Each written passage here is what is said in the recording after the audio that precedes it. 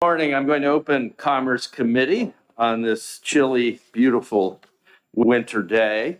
And we will, just for those of you who are wondering, we will have executive session to end committee today. And there are probably 8 to 10 bills that we will take action on at the end of the committee's meeting time. But before we do all of that, we have the pleasure of welcoming Senator Birdsell to introduce Senate Bill 88, and I will open the hearing on that bill. Good morning, Senator. Thank you, Mr. Chair. Thank you, committee, for hearing my bill, Senate Bill 88. For the record, my name is Regina Birdsell, State Senator for District 19, which encompasses the towns of Derry, Hampstead, and Windham. And I'm here to present Senate Bill 88. I feel this bill will protect New Hampshire's construction business. Oftentimes, a construction project for the state will require the bidder to have a labor agreement in order to bid for the project, which eliminates about 90 to 95% of New Hampshire businesses in the bidding process for those contracts. So, how I feel about this bill is it protects small business from the Washington mandates that cost the taxpayers a lot of money. The New Hampshire construction labor force is over 90% non-union. So these Washington mandates that funnel work to just the 10% of workers who are union, I think is wrong for our state. When mandated by the government, project labor agreements have been shown to increase the cost of constructions up to 20%. And one thing to keep in mind, this only applies to the state government, and state-funded projects, not municipalities. So taxpayers benefit when the workforce decisions are privately negotiated between the contractor and the laborer. And this bill does not prevent contractors from privately entering into a PLA. This legislation protects the enforcement of the collective bargaining agreements privately negotiated between union labor and union contractors. Government mandated PLAs invalidate privately negotiated union labor contract agreements and replace them with government set terms and conditions, often with different and numerous unions. A significant amount of American Recovery Funds and Inflation Reduction Act funds come with language that can imply that a PLA is required, confusing grant applicants into mandating one. In Massachusetts, consideration of PLAs for every public project is now mandatory, contributing to an exodus of businesses and residents to states like New Hampshire. As the governor says, don't mass up New Hampshire. Regardless of the friendlier administrations in place in DC and Concord, passing this bill protects future merit shop workforce and sends a strong message that New Hampshire is open for business. And with that, I will conclude my testimony. And there is one of my constituents, I think, from Derry is here also to speak about it. Okay. Thank you, Senator. Any initial questions? Just a comment, Yes, please. Mr. Chair. Senator Birdsell, thank you for bringing this forward. I just wanted to let you know that I have a substantial amount of emails of people really asking us to pass this bill. Excellent. Thank you. All right. Thank you, Senator. Thank you, Senator Birdsell. Appreciate it. All right. Next up, we have Alan Ruff from the New Hampshire AFL-CIO. Good morning again.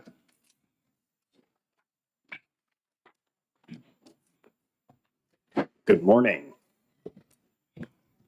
Thank you, Mr. Chairman and honorable committee members. My name is Alan Rath, and I'm here representing New Hampshire AFL-CIO. I'm reading the prepared testimony of my boss, President Glenn Brackett. So here goes. I come before you here today to oppose Senate Bill 88, as much as it troubles me that I have to go against it because of my love for Senator Birdsell. This bill is simply understood as a ban on project labor agreements.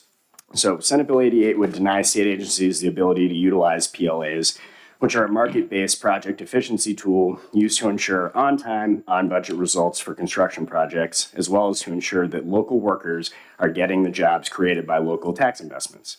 This bill is a perfect example of a solution in search of a problem. And I say this because to date, there has never, not once, been a project labor agreement on a state-funded construction project in New Hampshire. However, We oppose this piece of legislation because not only will it tie the hands of the state government or government entities within the state as defined in the bill, but because project labor agreements create jobs that provide family-sustaining wages, training, and safe working conditions. Our organization and its over 40,000 members support PLAs because they benefit everyone on a construction site, from developers to contractors to workers to taxpayers. On public works projects like those suggested by this bill, all contractors, union and non-union, are invited to submit bids. Non-union contractors can be found on many PLA projects. PLAs simply create a level playing field for all contractors because all bidders must pay the same labor costs. That means that the winning bidder must demonstrate cost savings that truly add value rather than simply paying their workers less. Supporters of Senate Bill 88 and project labor agreement bans like this say that it will foster competition and ensure that the taxpayers are getting what they pay for. In reality, this bill, if it becomes law, will make the process of bidding on state construction projects less competitive by favoring contractors that who pay their workers less. There's nothing in the bill that guarantees competition or even that New Hampshire workers will be employed to work on state-funded construction projects. Another bogus argument against project labor agreements is that they limit the supply of bidders on a project. While some traditionally non-union contractors may, on an ideological basis, choose not to bid for work under a PLA, the experience of many large-scale projects, including the Boston Harbor Project, the Port of Oakland, and the Southern Nevada Water Authority's Improvement Project, a huge project, show that many non-union contractors bid and work on projects covered by project labor agreements. In fact, in the two-phase Nevada project, there were more bidders on the phase conducted under the PLA than on the earlier phase conducted prior to the PLA being negotiated. I'm sorry to interrupt, but Yeah. I wonder if you could maybe summarize, because we do have the written testimony. Yep, no problem. yeah. Okay. No problem. Because you got 2 more pages. Yeah. So President Brackett wanted me to say the legislature serves New Hampshire and tries to solve the problems that our state is actually facing. And as New Hampshire has never had a state-funded project labor agreement, this bill seems to only add government red tape and further regulation on the New Hampshire construction industry. When New Hampshire has never mandated a project labor agreement for a state construction project in its history, why are we being asked to pass a bill that would prohibit something that has never happened? I believe that the New Hampshire people think that there are far more pressing issues to be addressed, and that passing Senate Bill 88 to benefit one group of contractors is not a good enough reason to pass it. Thank you very much. I appreciate it. And if you have any questions, I'd be happy to try to answer them. All right, thank you. Sorry to do that, but, No, you know. Absolutely, Senator. Okay. I know what you have to do here all day. Right. Thank you. Any questions? Seeing none, thank you. Thank you. Appreciate your testimony and that of Mr. Brackett. Next up, looks like Joshua Reap. Like to speak from the Associated Building Contractors of New Hampshire. Good morning, sir. How are you? Never better. How are you, sir? I'm not that good, but not bad. I got a lot. We were just talking about that. So I'm not feeling like it's 10 a.m. to me right now. 3-year-olds are a cup of coffee in and of themselves. Well, listen, I'll be brief, but yes, thank you for letting us be here. We're here in support of SB 88. As alluded to, I'm the CEO and president of Associated Builders and Contractors. We represent nearly 300 construction companies and related firms here in New Hampshire. Our workers, our members perform a lot of public work. They do also build commercial projects, hospitals, schools, and multifamily housing in every quarter of New Hampshire. Our association helps our members develop people, win work, and deliver that work ethically and safely and profitably for the betterment of our communities. I'm here to express our strong support for it. We feel this legislation ensures that state public work contracts are awarded through fair and open competition, providing an equitable environment for all qualified contractors and their skilled workforce. PLAs, typically when they're imposed by the government, that is, they're taken out, it superimposes a requirement over the employer and their employees. The PLA would impose disadvantaged non-union merit shop contractors, often excluding them from the negotiation progress. These agreements might mandate that companies utilize union workers for job representation, hire from the union work halls for workforce development, and adhere to union-specific work rules.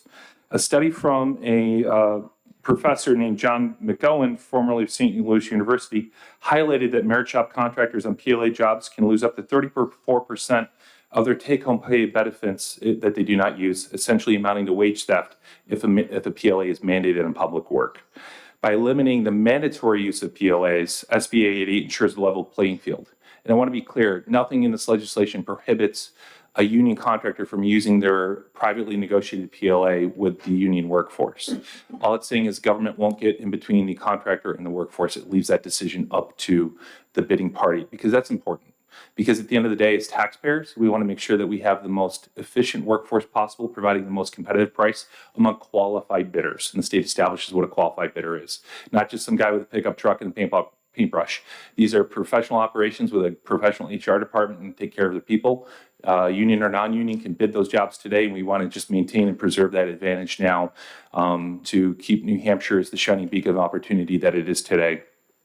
And that is in contrast to what we're seeing in places like Massachusetts and New York, where they have mandatory PLAs on public work projects. There's also a correlation between increased costs of that construction, and the costs aren't just labor driven. There are also inefficiencies that come from when the government mandates to the contractor how to do the job. And that's what we want to avoid here today. SB 88 protects New Hampshire from bureaucratizing things, and it takes advantage of the free market principles that we've enjoyed for many years. So in fairness, in maintaining that New Hampshire advantage, in closing, I'd just say, please support SB 88. Thank you for your time. All right, thank you. Appreciate your time. Questions? Senator Reardon, please. Thank you, Mr. Chair, and thank you for taking my question. Sure. Can you tell me how a project labor agreement works when you're required to pay Davis-Bacon wages on a job? Yeah, so when you have a project labor agreement on a job, you're paying the union hall negotiated rates, which are traditionally at or about Davis-Bacon rates, because the way that Davis-Bacon is determined by the federal government utilizes market surveys. In those surveys, when they don't get enough back, they usually default to the union collective bargaining agreements. Thank you. You're welcome. All right, thank you. Appreciate your testimony. And just to let you know as well, you'd be hard pressed to find any contractor that bids state work now that doesn't pay at or above prevailing wage rates just because the market dictates that today. Thank you. Okay, thank you. All right, Daryl Luter, if I said that right, Fulcrum Associates. Thank you. I love the names of builders and engineering companies. They're pretty slick. We balance everything. That's what we do in construction. Indeed you do. Good morning. Thank you, Mr. Chair and the committee, for allowing me to speak today. My name is Daryl Luter. I'm the president of Fulcrum Associates. I represent one of those reputable construction firms here in support of SB 88. We are a merit shop-based construction management firm based out of Amherst, New Hampshire. We've been in business for about 35 years. My father started the company in 1989. I fell out of a bulldozer when I was about 5. So I've been in the industry pretty much my entire life. So I understand what it is to be a builder here in New Hampshire, especially on the small business side of things. It is inherently important to understand that being a reputable construction management firm means that it is also an investment in all of our employees. And Fulcrum has committed in 2025 to making an investment of about $80,000 in training, which includes safety, leadership, and professional development. So we definitely make an investment that puts the standard for safety on all of our projects at the bar or above the bar. Mandating PLAs will have a detrimental impact on our merit-based approach to construction. They will limit our workforce to a small percentage of the workforce that is available in the state. They will also drive the cost of construction up.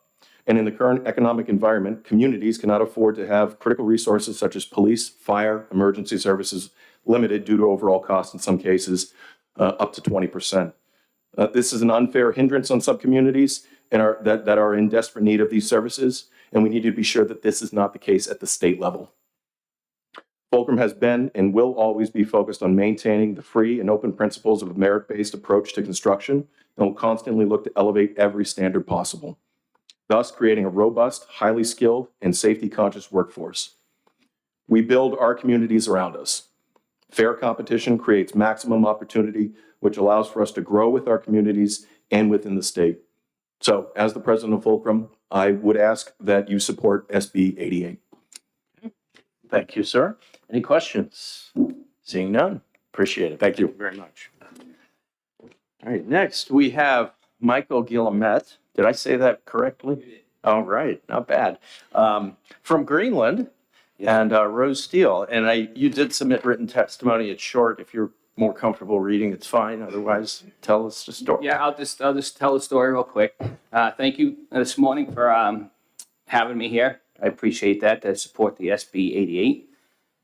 My name is Michael Guillemette. I am operations manager of Rose Steel. It's a second generation family owned Structural Steel Erection Company. I have worked the steel industry for 40 years. I have worked both non-union and, well, merit shops and union shops. I've been at Rose Steel for 9 years now. Rose Steel provides good paying jobs, full benefits, training, strong focus on safety. Many of our employees have been with us 30 plus years, and some started out as union members and choose to come to merit shop. I'm in support of SB 88 because I believe in the merit-based companies should be given equal opportunity to do public work. Taxpayer dollars pay these public jobs, yet merit job workers who represent 90% of the construction workforce are not allowed to bid those jobs that require PLAs unless they succumb to signing the union for the job. Merit shop workers should have equal opportunity for public contracts. It will directly save taxpayers money, not just on the contract price, but since New Hampshire has very few union erectors. The taxpayer dollars that are spent on the job will go out the state. Research shows that every dollar spent in construction, $1.50 gets reinvested into the community through respending. I pay my employees, they buy groceries, go out to eat, pay taxes, etc. Now without of state union companies during the public work, our taxpayer dollars go out of state and are reinvested in other states. Please pass the SB 88 in support of the 90% of the construction workers who are merit shop workers and support reinvesting our taxpayer dollars here at home. Thank you. Thank you. Are there questions? All right, appreciate you coming in Thank this you. morning. Thank you. All right, and our last speaker, unless someone needs to speak who didn't sign up, is Alex Katrubas, Association of General Contractors. Good morning. Morning.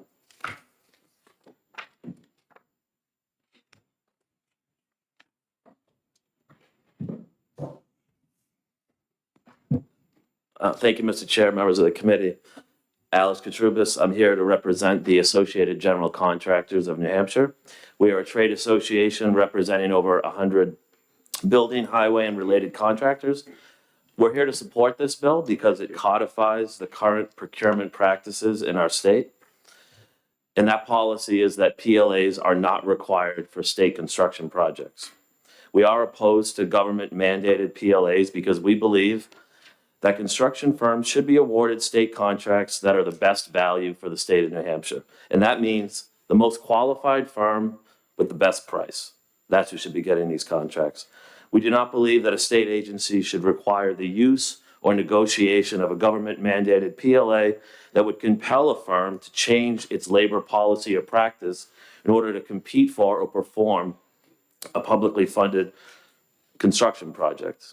Government mandated PLAs would require every general contractor or subcontractor performing state work to negotiate with or become party to an agreement with one or more union. We're fine with it being an option, but we are against a mandate from a state agency basically saying as a condition of getting this contract, you have to have union agreements in place. We believe that, I like Alan too, but he says that this bill's a solution in search of a problem. I say that PLAs are a solution in search of a problem because they remove the market economic forces that underline both the competitive bidding laws that we have on the books right now and the collective bargaining process. They subvert those objectives and they make it nearly impossible for the public to benefit from the full competition that it is entitled to. So we don't believe that that's the proper role for state government. And I would just add that Senator Bradley had a bill, I believe it was in 2022, and it passed the Senate. It was a very similar bill.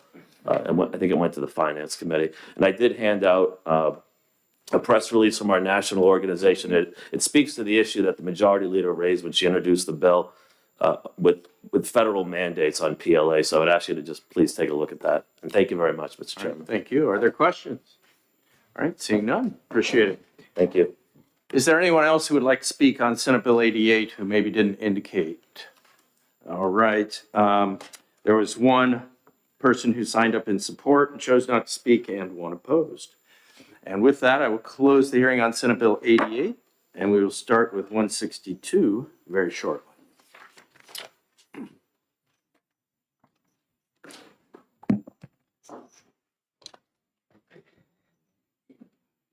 All right. Yeah. It's an FM, so, yeah, okay. Thank you. You're welcome. You may.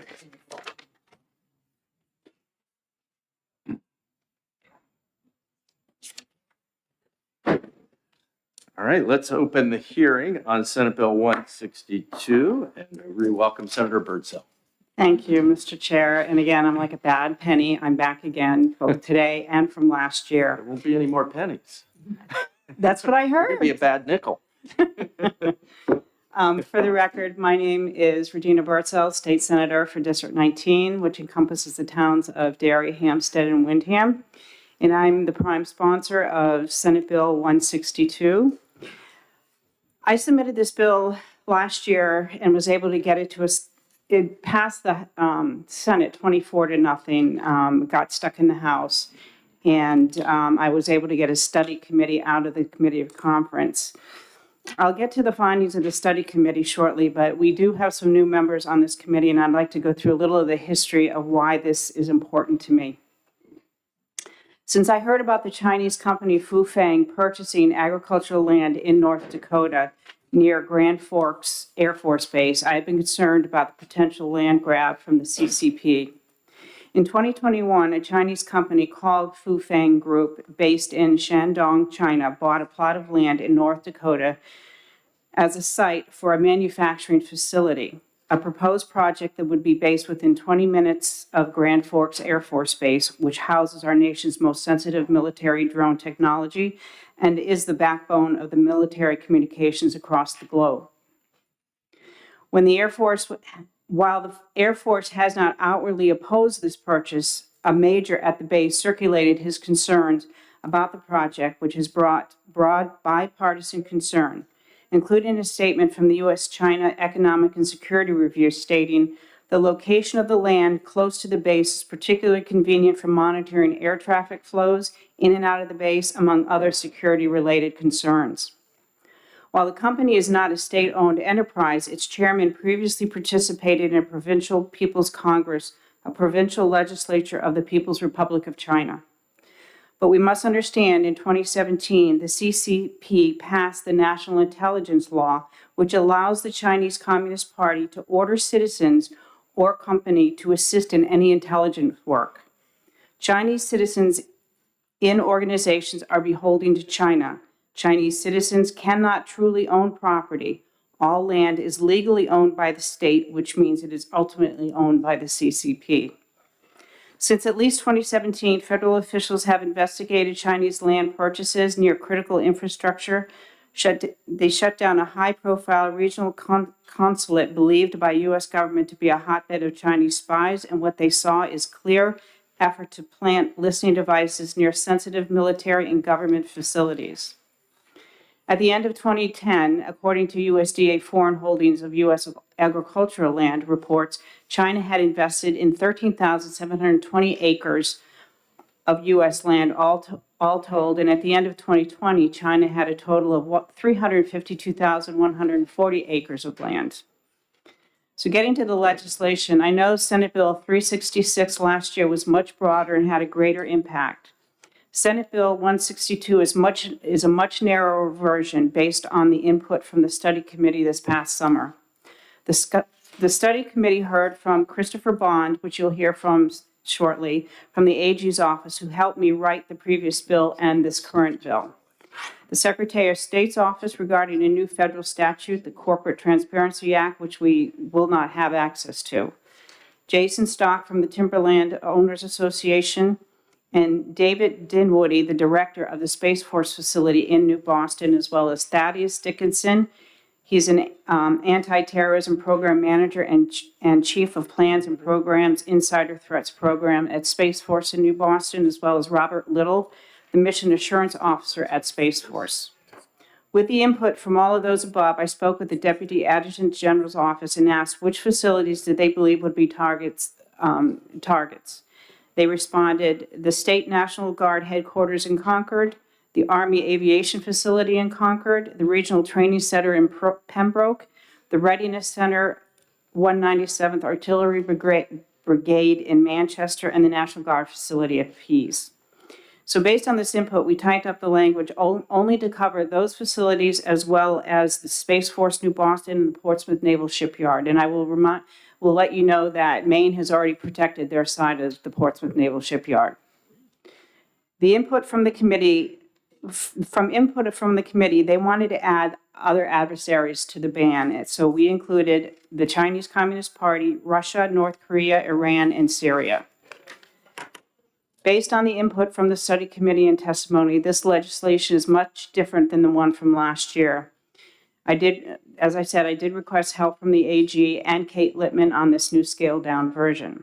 While what it requires is if you are a buyer of a property or leasing a property within 10 miles of these facilities, at the time of purchase or lease, you will fill out an affidavit attesting the person acquiring the ownership or controlling interest or leasing the property, one, is not a foreign principal or an agent of a foreign principal. They have read and understand the prohibitions and penalties and are not prohibited from purchasing or leasing the property. This affidavit will then be shipped to the AG's office. Let me reiterate, it is the buyer, not the seller or the real estate agent that verifies the information. The only thing the real estate agent has to do is give them the paperwork and ship it to the AG's office, much like they do with the lead paint affidavit.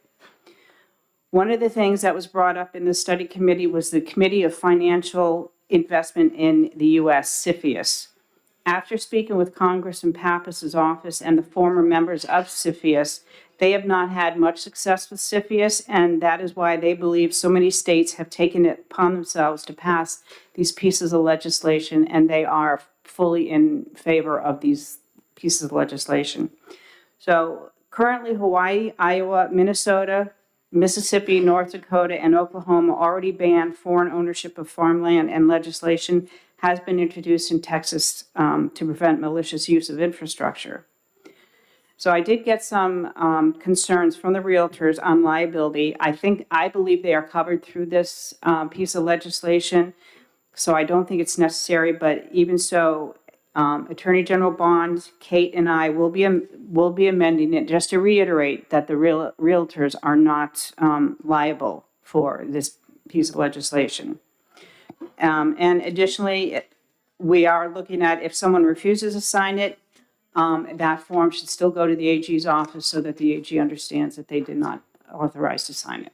So with that, I will conclude my testimony, and I'll try and take any questions. Okay, are there any questions for Senator Birdsall? Seeing none, thank you for your testimony. Appreciate it. All right, next up, we have a couple of folks from the U.S. Space Force here. Thaddeus Dickinson and David, was it Dimwitty you said, Senator? I believe so. Yeah, please come on up. That's right, sir. Are you coming together? Great, please do, yes, yes. Just make sure you turn your mic on and give us your name and where you're from when you start. We'll be good to go. Good morning, Senators. My name's David Dinwiddie. I'm the Defense Force Director at the New Boston Space Force Station. I've worked there for the last 15 years, and I've had multiple conversations with Senator Birdsall in regard to this legislation, and as she said, spoke over the summer at the subcommittee and provided some answers to some questions and hopefully some expert testimony. Here today to just urge you to support this and advance this bill on behalf of the Space Force. We certainly support this effort. I can tell you that the foreign countries of concern listed in paragraph 2 of this bill are the foreign countries of concern to our mission, and certainly appreciate the fact that our defense critical infrastructure at New Boston Space Force Station will be more secure, providing a higher level of national security as a result of this bill passing. Thank you. Good morning, Mr. Chairman and committee members. Thank you for allowing us the opportunity to speak. My name is Thaddeus Dickinson. I work for the U.S. Space Force, specifically on New Boston Space Force Station. I am the Insider Threat Program Manager, the Chief of Plans and Programs, and most importantly to this piece of legislation, I am the Anti-Terrorism Program Manager. If you're not familiar, New Boston Space Force Station is the only active duty military installation in New Hampshire. and we carry out a vital mission to command and win in space, which is the new fourth dimension of a war that, although has not started, the undercurrents are certainly moving. I'm sure you're well aware of that. We face constant daily threats from our adversaries, the nature extent of which are classified and can't be discussed here, but I'm sure that you have a pretty good understanding of what our nation faces.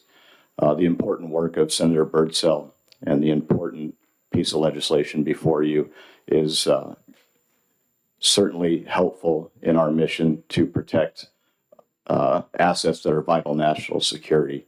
And your support of this bill is vital to our success. Furthermore, our success is vital to our way of life, and that is not an overstatement. Thank you for the opportunity. We'd be happy to answer any questions if you have them. All right, thank you. Any questions? I have a quick one. Maine has a similar law already in place. Is ours patterned off of that? No? Okay. All right, that's fine. Thank you. Appreciate your testimony. Thank you.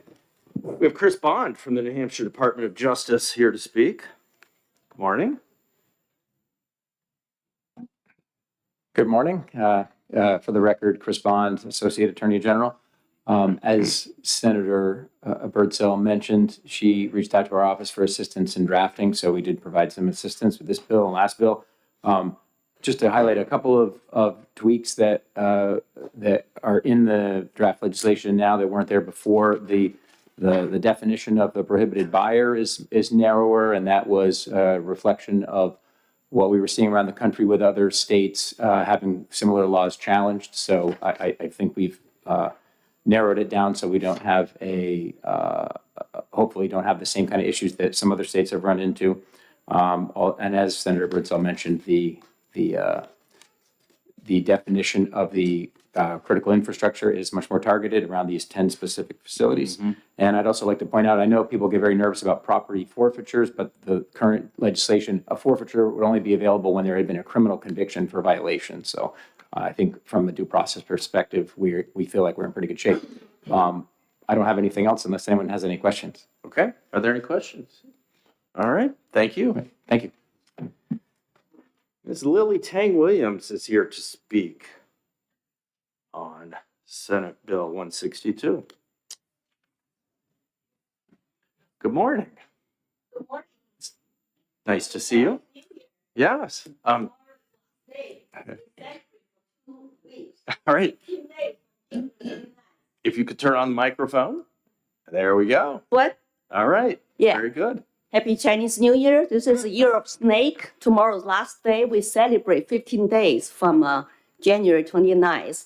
So I'm here to testify to support this bill, not from what I read, actually from my personal lived experience. I was born in Communist China, and I lived there for 24 years, came to this country in 1988. And I think I would like to focus on bigger picture here for us to truly understand a communist regime's threat to the United States, not just buying the land, but understand their true colors, that it is a one-party dictatorship country, and the CCP, which is called the Chinese Communist Party, that controlled everything in China. There's no free press, citizens cannot vote, and at any minute notice of the National Security Ministry, doesn't matter if you're a private company and you are private industries, you have to turn over all the data in the name of national security. I also wanted to mention that ever since the Soviet Union Berlin Wall failed, the CCP learned that lesson. We do not want that happen to us. We want to keep our power. And we want to stick to socialism and communism. But they aggressively push for international expansion in the whole world. It started under Jiang Zemin, the previous chairman of the CCP, and the president of China, of course, was never elected. So they started to expand internationally. Xi Jinping came in 2012, and he invented the new term of China Dream, which is his dream and CCP's dream, not Chinese regular people's dream. Because Chinese regular people actually are the biggest victims of their dictatorship regime. And that's some kind of stories that the Western countries do not see, because they only allow you to say whatever the regime wants to see from their propaganda machines all over the world. So China Dream, what does that mean? That means the Chinese regime will become number one power in the world, dominate past United States as number one dominant power economically, militarily, technologically, and diplomatically. And they started aggressively to promote Belt and Road Initiative since 2013. And when I went to South Africa, 2018, the number one billboard I saw at the Johannesburg airport is a Bank of China in both English and Chinese to say, we're here to help you and lead you to prosperity. And they're trying to advertise that in Times Square a few years ago for the New Year celebration. We are here to achieve China Dream, to lead the Chinese people to prosperity.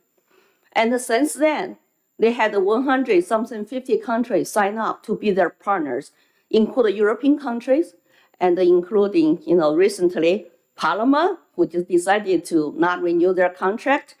Also, they started Confucius Institute, funded by Chinese government, aggressively to pursue the new narrative to make China look glorious. A Communist Party dictatorship country can be glorious to promote the language, the culture, and not political. And we had one on our campus of UNH until recent couple years. And that tells you they are focused on use soft power to conquer the world. And their apps are here. We're talking about TikTok and Temu and WeChat, and even new AI, DeepSeek. And we're talking about, of course, their drones and their internet cameras. And they're buying land. They're buying our private American companies. And there's some big companies sold to China without adequate vetting. And they entered the WTO a long time ago to grow economically because they don't want to be a poor country in order to conquer the world. And we see them not live up to the WTO promises. But we have been naive and a very, very open society, free society for them to come here and take advantage of our, open, free societies. And the K-12 school district were invented, colleges were infiltrated by their Confucius Institute after they become a public news and said, hey, if you take a Confucius Institute money, we're not going to give you federal dollars. So they shut that down, but they changed to a new name called the Chinese International Educational Foundation. So watch out. They are straight, smart, very shrewd, and very, very aggressively to pursue soft power to take over the world. I want to support this bill because I have seen that they have been doing this all over the country. They bought lots of land, but mostly near our 19 military bases. And Oklahoma, I just went there to talk to state legislators, and they're dealing with same issues also.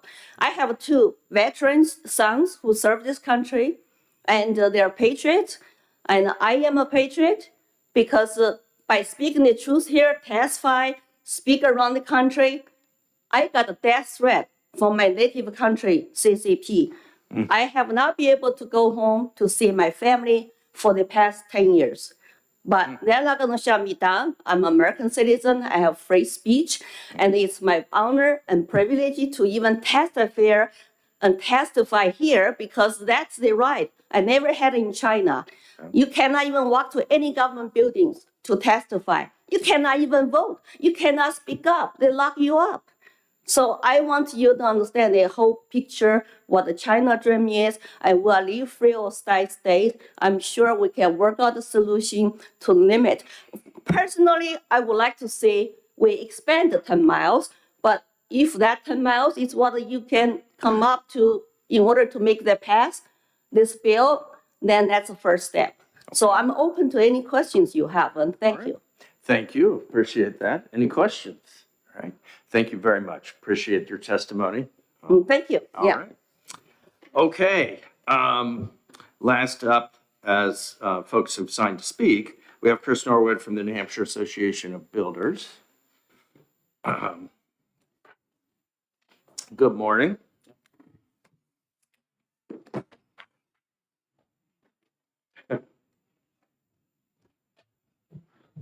Good morning, Mr. Chair, members of the committee. For the record, my name is Chris Norwood. I am the 2025 Vice Chair volunteer for the New Hampshire Association of Realtors and our 7,000 members. My day job is I'm a commercial real estate broker. So we're going to do that Concord testimony thing where we say we're neutral on the bill, but we do have a couple concerns.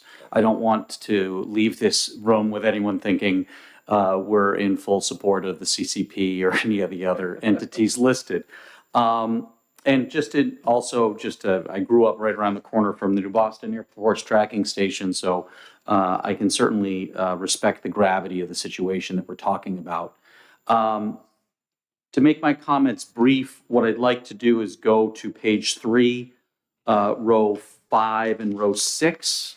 So part of the concern here in row 5 is that this also applies to leases. And if you look at I'm just trying to get the protected facility is the name, the technical name. So if you look at a 10-mile ring around the so-called protected facilities, every building in downtown Concord falls within that protected facility. Every building in downtown Manchester, downtown Portsmouth falls within those protected facilities. So initially my thinking was, from an office perspective, an office leasing perspective, if I'm going to lease out a single office to a CPA, is that really what this bill should be going after? And then my wheels started thinking, I was like, oh, what about, all the apartments?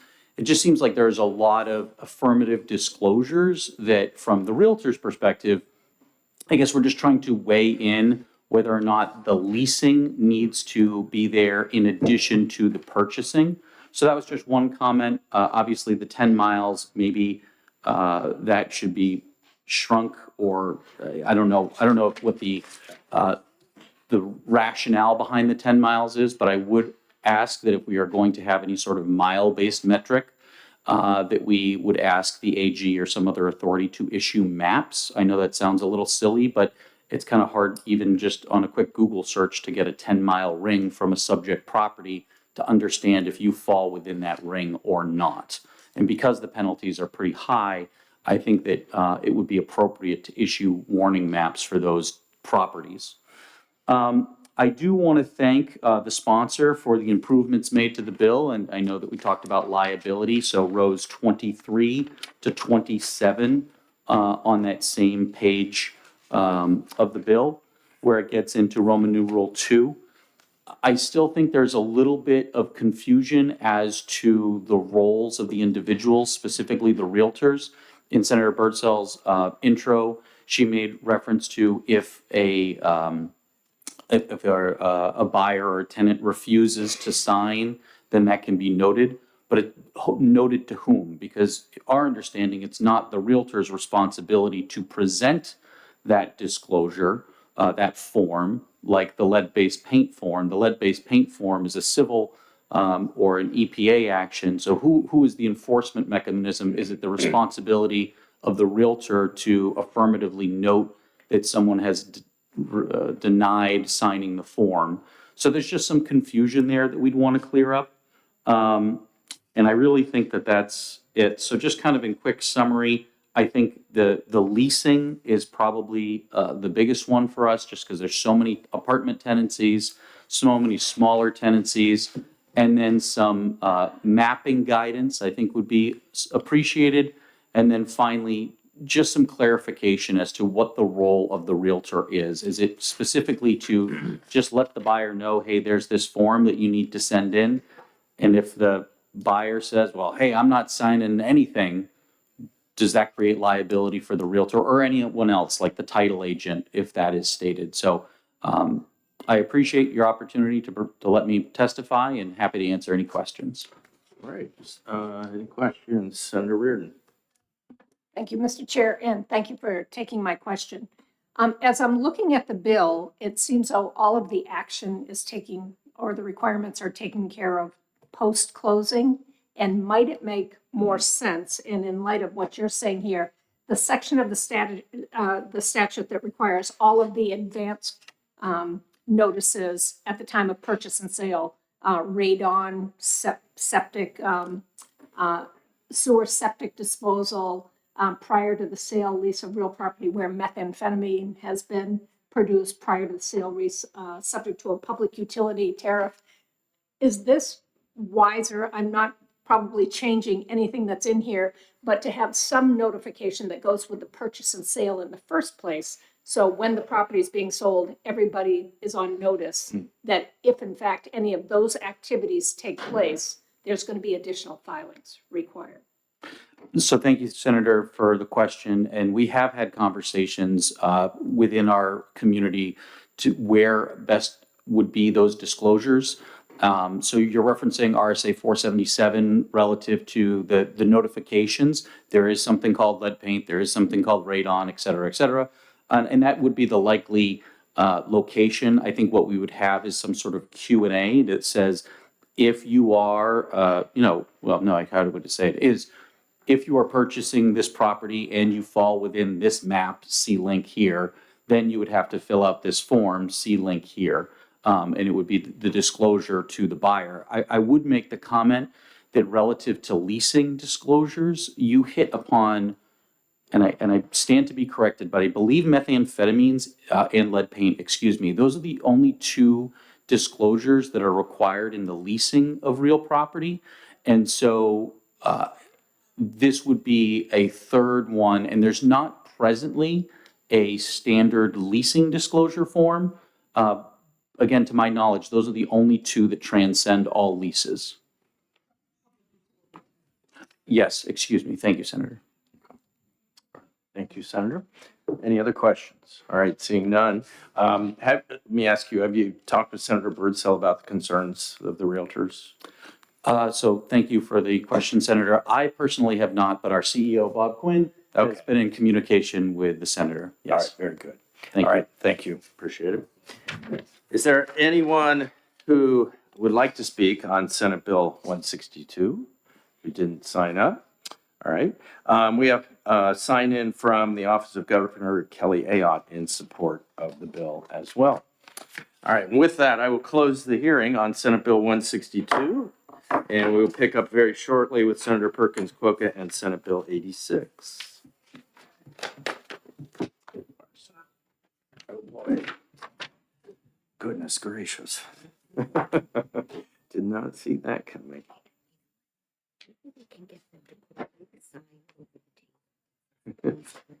Yeah, I don't know. It wouldn't matter. People don't read signs. Trust me, when I had hotels, we had signs everywhere. Nobody read.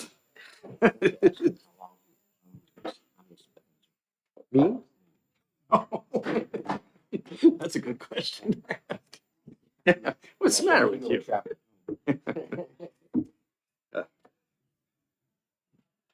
You do a good job running the meetings. Oh, thanks. I appreciate it. You ready? All right. Good morning, Senator. Please join us. I'm going to go ahead and open the hearing on Senate Bill 86, and Senator Perkins Quokka is here to present the bill. Thank you very much, Mr. Chair and members of the committee. For the record, I am Senator Rebecca Perkins Quokka, representing District 21, which is comprised of Portsmouth and the surrounding towns. I'm here today introducing SB 86 in support relative to the Housing Finance Authority's Affordable Housing Guarantee Program. When I spoke to people this year coming into the legislative session, there were two things in their mind on housing. One, the complicated financing landscape, especially with such high interest rates. And two, what we can do about housing this year in a tight budget year. The bill I have in front of you answers both of these questions because it is something that can provide speed and alacrity in the housing market, as well as yet another economic tool in the toolbox in solving a crisis that has very low risk to the state. What this bill does is ask the state to do an economic development function that other states provide. And when you look at the history of standing behind multifamily loans, the speakers behind me can attest to the fact that it is historically an incredibly low risk enterprise. This means our state can provide the ability to guarantee multifamily loans while also costing our taxpayers mere pennies on the dollar when compared to general fund expenditures. This bill can make the ability to use public dollars to leverage private ones while at the same time showing up as a contingent liability on our balance sheet. There are many examples of states using tools such as this to assist with economic development in certain circumstances. The housing crisis is one of those circumstances. In New Hampshire, it is urgent, and as someone who's been working on this issue for 16 years, I'm sure I don't need to tell you that it's probably the #1 issue in your district. It affects all demographics, our workforce, subsequently our small businesses, and everything else around us, including how we run into our neighbors and whether we can live in a multi-generational, mixed-income community. We need more housing now, and bringing tools like this to the table is another way our state agencies can support the responsible but efficient development of additional housing supply throughout the state. This bill has the support of a broad coalition, and I'll recognize that BIA has submitted a letter of support, and New Hampshire Housing and New Hampshire Bankers Association are here today as well.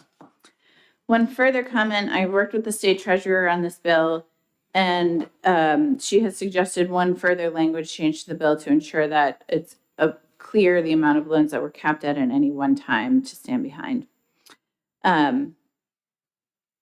Thank you, and I'm happy to take any questions. All right. Thank you, Senator. Are there questions? Seeing none, appreciate the introduction and testimony. Thank you. Thank you. All right, next up we have Ryan Hale from the Bankers.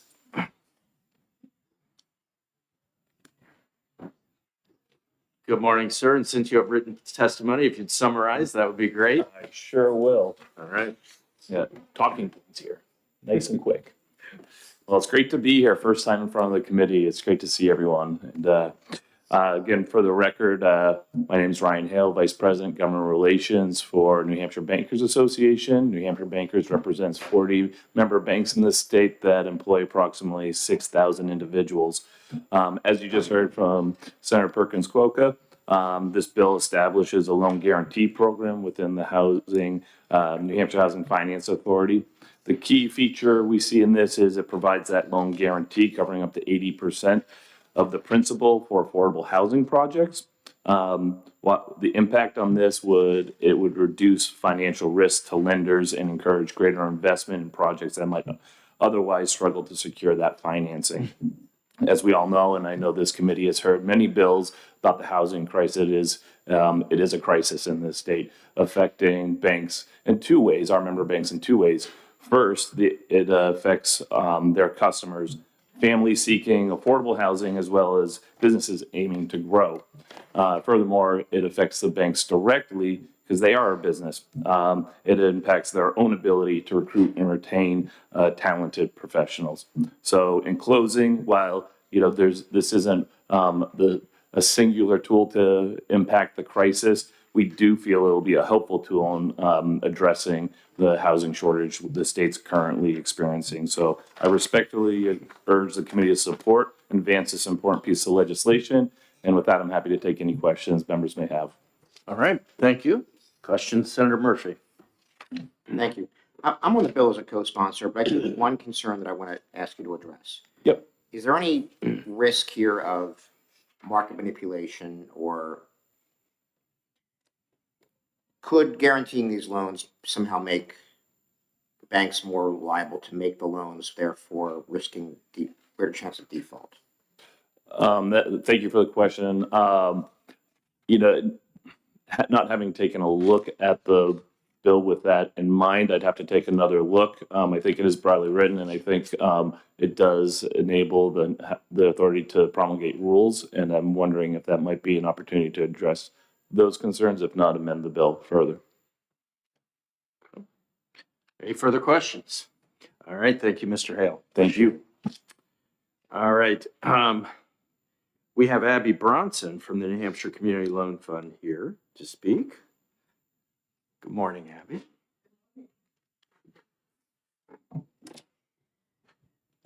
Good morning, Chairman Innes and honorable members of the committee. I'm Abby Bronson. I'm a born and raised Granite Stater, now residing in Manchester Ward 3. I'm also the Director of Policy and Advocacy at the New Hampshire Community Loan Fund. For those of you who might not be familiar, the New Hampshire Community Loan Fund is a nonprofit lender that provides loans to individuals and organizations who are unable to secure financing from traditional banks. Primarily, our work helps residents of manufactured home parks cooperatively buy their communities, becoming owners of the land underneath their homes. There are currently 151 resident-owned communities in New Hampshire that have secured affordable homeownership for more than 9,000 Granite Stater households.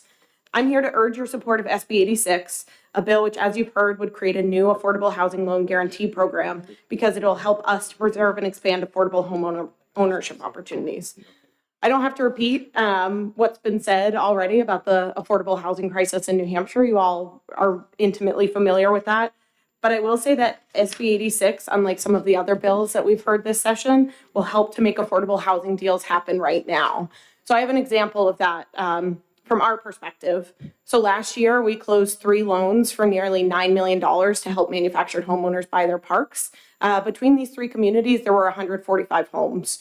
Right now, we have 1 deal on the table. For 144 homes, that park costs $18 million. One driver of that higher price is the out-of-state private equity firms that are looking to increasingly squeeze a profit out of New Hampshire families living in manufactured home parks. They buy the park, increase the rent, and forgo expensive but important infrastructure improvements to protect the health, safety, and quality of life for the families who live there. As a result, we expect the cost of purchasing manufactured home parks for residents to only increase. The capital we use to help residents buy their parks comes from neighbors investing in neighbors. In other words, impact investors, both individuals and institutions, who want to invest their money for good, lend it to us. We immediately lend those funds back out to borrowers and pay interest back to our investors. Guaranteeing the loans that we make, as created by this guarantee program, would help to support these increasingly expensive manufactured home park purchases. It would make it easier for us to attract more of these investors interested in addressing the affordable housing crisis, but maybe they don't know where to start. So, as has been stated, a housing loan guarantee program provides investors with the additional security that their funds will be protected regardless of the loan outcome.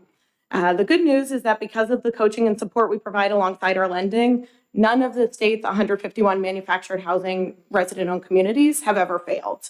But the larger investors that we need to attract to keep up with the pace of the increasing costs of these parks, they'll appreciate that additional assurance provided by a loan guarantee program.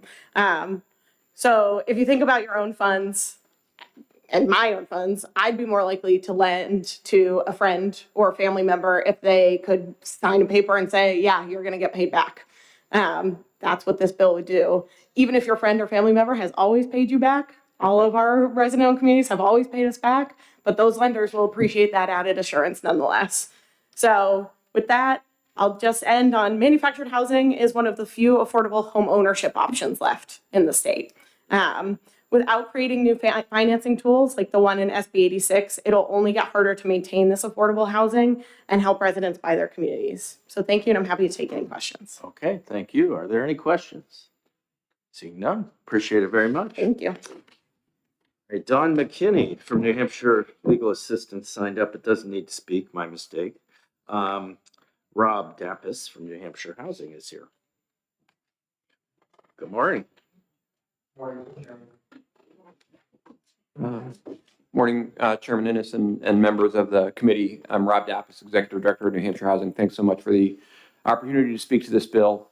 For those who aren't familiar, New Hampshire Housing is an independent, self-supporting corporation created by state law in 1981 with a mission to promote, finance, and support housing solutions for the people of New Hampshire. We don't receive any operating funds from the state.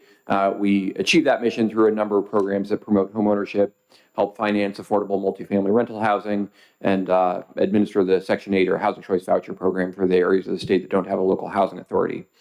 We also administer a loan guarantee program and have for about 25 years under the Federal Housing Administration, so a federal loan guarantee for multifamily rental housing, which is a successful program, but unfortunately, like a lot of federal programs, it has a lot of strings attached and very specific criteria, prevailing wage, environmental regulations, things like that, that make it just unworkable for a lot of the housing that our communities need in terms of manufactured housing, as Abby mentioned, small rural properties, and other things like that. And so this bill came out of some conversations we had with the Senator Perkins Cuoca and other stakeholders who are looking at ways to bring capital to the market that would sort of solve some of those gaps. So others have spoken very capably about the importance of addressing the housing crisis. I just want to say a few words about what we would do if this does become law. We would engage in a collaborative and transparent process to create rules as required by the law.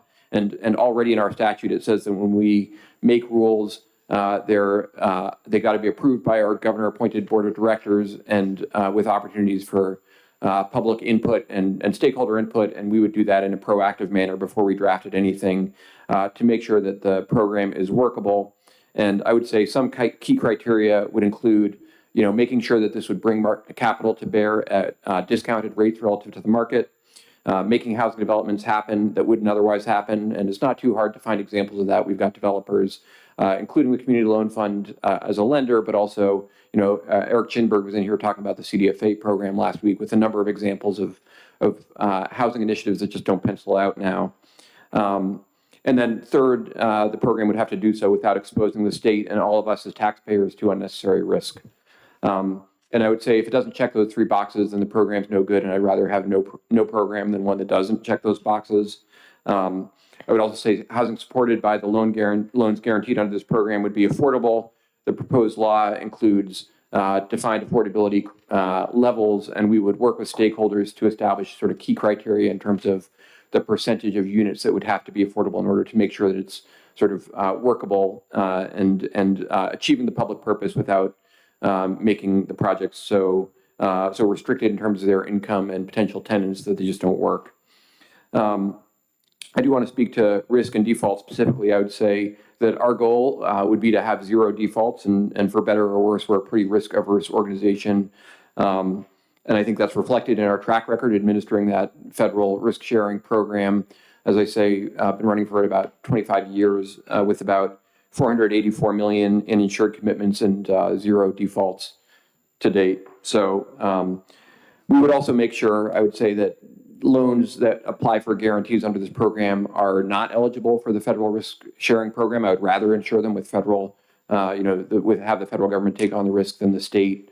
And that's consistent with how we do it. We administer a state lead hazard remediation program for lead paint, residences where children have been poisoned or at risk.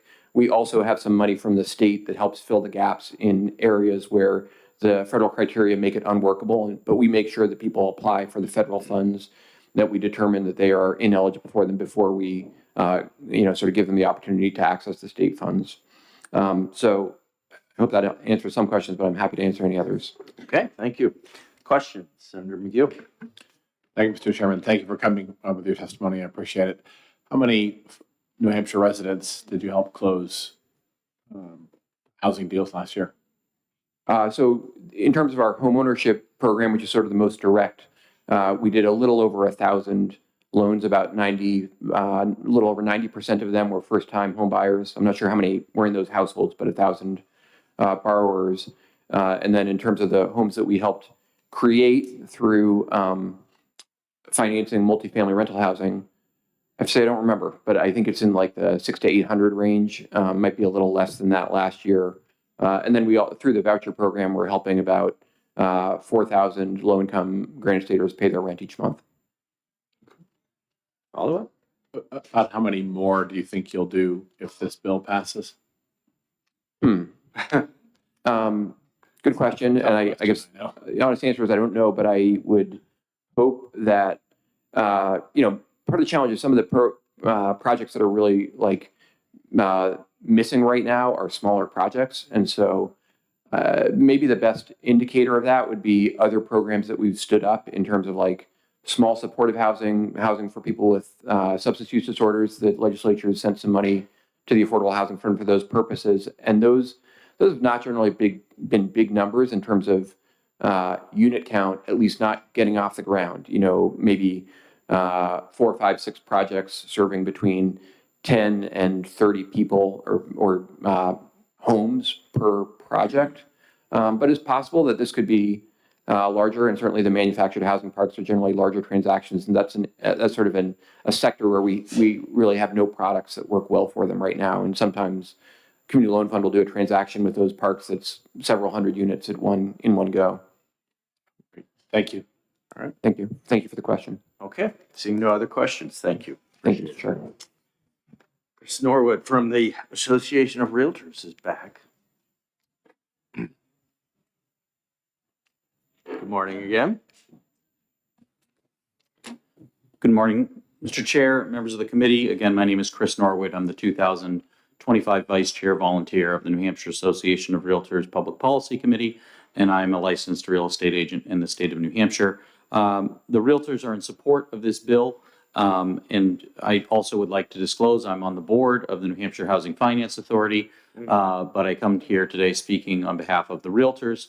I can say from a broker's perspective, credit is tough today. The lending environment is tough. It's not like we're in the Great Recession. I don't want to give that appearance at all, but there's a number of loan commitments that my clients have on the development end, whether it's for housing or for other development. And the commitments are slow, and there's a lot more collateral needed. There's a lot more creativity that is needed. And so I think that this bill, in that vein, is providing a creative outlet to de-risk things for banks, which would in turn de-risk things for our customer developer clients. I would like to chime in a little bit on the senator's question about how many more units we could bring in on this. And this is just one consideration. The last 3 to 5 years have seen so much stimulus funds, mostly from the federal government, coming in. And that toothpaste is kind of working, it's out of the tube, right? And so what I think that you'll see is a creative program like this will help bolster some of that juice that has now gone. I'm mixing metaphors, juice, tube of toothpaste, whatever it is. But this is going to bolster some of the otherwise federal guarantees or federal cash that has come in as a result of the COVID stimulus that is no longer available. So again, the realtors are supportive of SB 86. Thank you. Thank you. Are there any questions? All right, appreciate it. Thank you, Mr. Chair. All right, Nick Taylor from Housing Action New Hampshire. Good morning, Mr. Taylor. Good morning, Chairman Innes, members of the committee. I will be brief. Nick Taylor, I'm the Director of Housing Action New Hampshire. We're a statewide organization that advocates for pro-housing policies. Our members include developers, lenders, property managers, homeless shelters, and more. So we're in support of Senate Bill 86 for all the reasons that have been mentioned before. A few things that I wanted to specifically highlight, as has been stated, housing is very expensive to build right now with the interest and lending environment as well as material costs. And for market rate housing, that can be passed on down to the renters. For affordable housing, that makes it a lot more difficult to develop. And the math just doesn't always work. And that stops projects from moving forward. This is a program that will help address that challenge. Second piece, we deeply appreciate the flexibility in this bill for both housing authorities, nonprofit, for-profit developers. It really gets at the type of housing that is built, not who is building it necessarily. And as an organization with broad membership base, we appreciate that element of this bill as well. So we are in support and happy to take any questions. All right, thank you. Are there questions? All right, thank you. Appreciate your time. Kristen Evans from Able, New Hampshire would like to speak as well.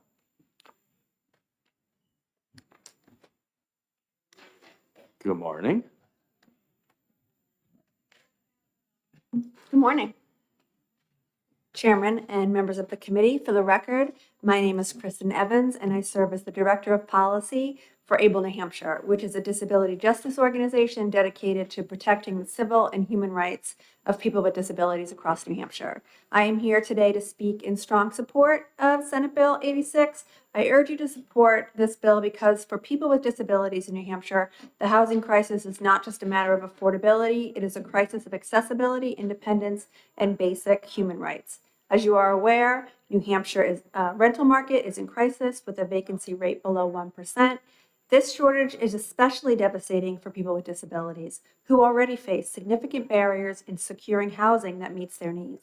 Many people with disabilities are forced to live with elderly parents long into adulthood with no plan or options for where to go when their parents pass away.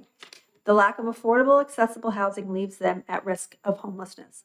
SB 86 offers a solution by incentivizing the creation of more affordable housing through a state-backed loan guarantee program. By reducing financial risk for lenders, this bill will encourage the development of housing that is not only affordable, but is also accessible to people with disabilities.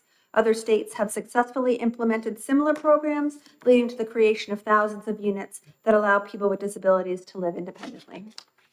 Housing is the foundation of independence. Without it, people with disabilities cannot work, cannot participate in their communities, and cannot live the lives they choose. SB 86 is an opportunity to change that. I urge this committee to pass this bill and take a critical step forward, ensuring that all Granite Staters, regardless of ability, have access to safe, stable, and affordable housing. Thank you. Thank you. Are there any questions of Ms. Evans? Seeing none, appreciate it very much. Is there anyone else who would like to speak on Senate Bill 86? All right, seeing none. There were 3 people who signed up but chose not to speak, all in support. And with that, I will close the hearing on Senate Bill 86. And momentarily, we will take up Senate Bill 279.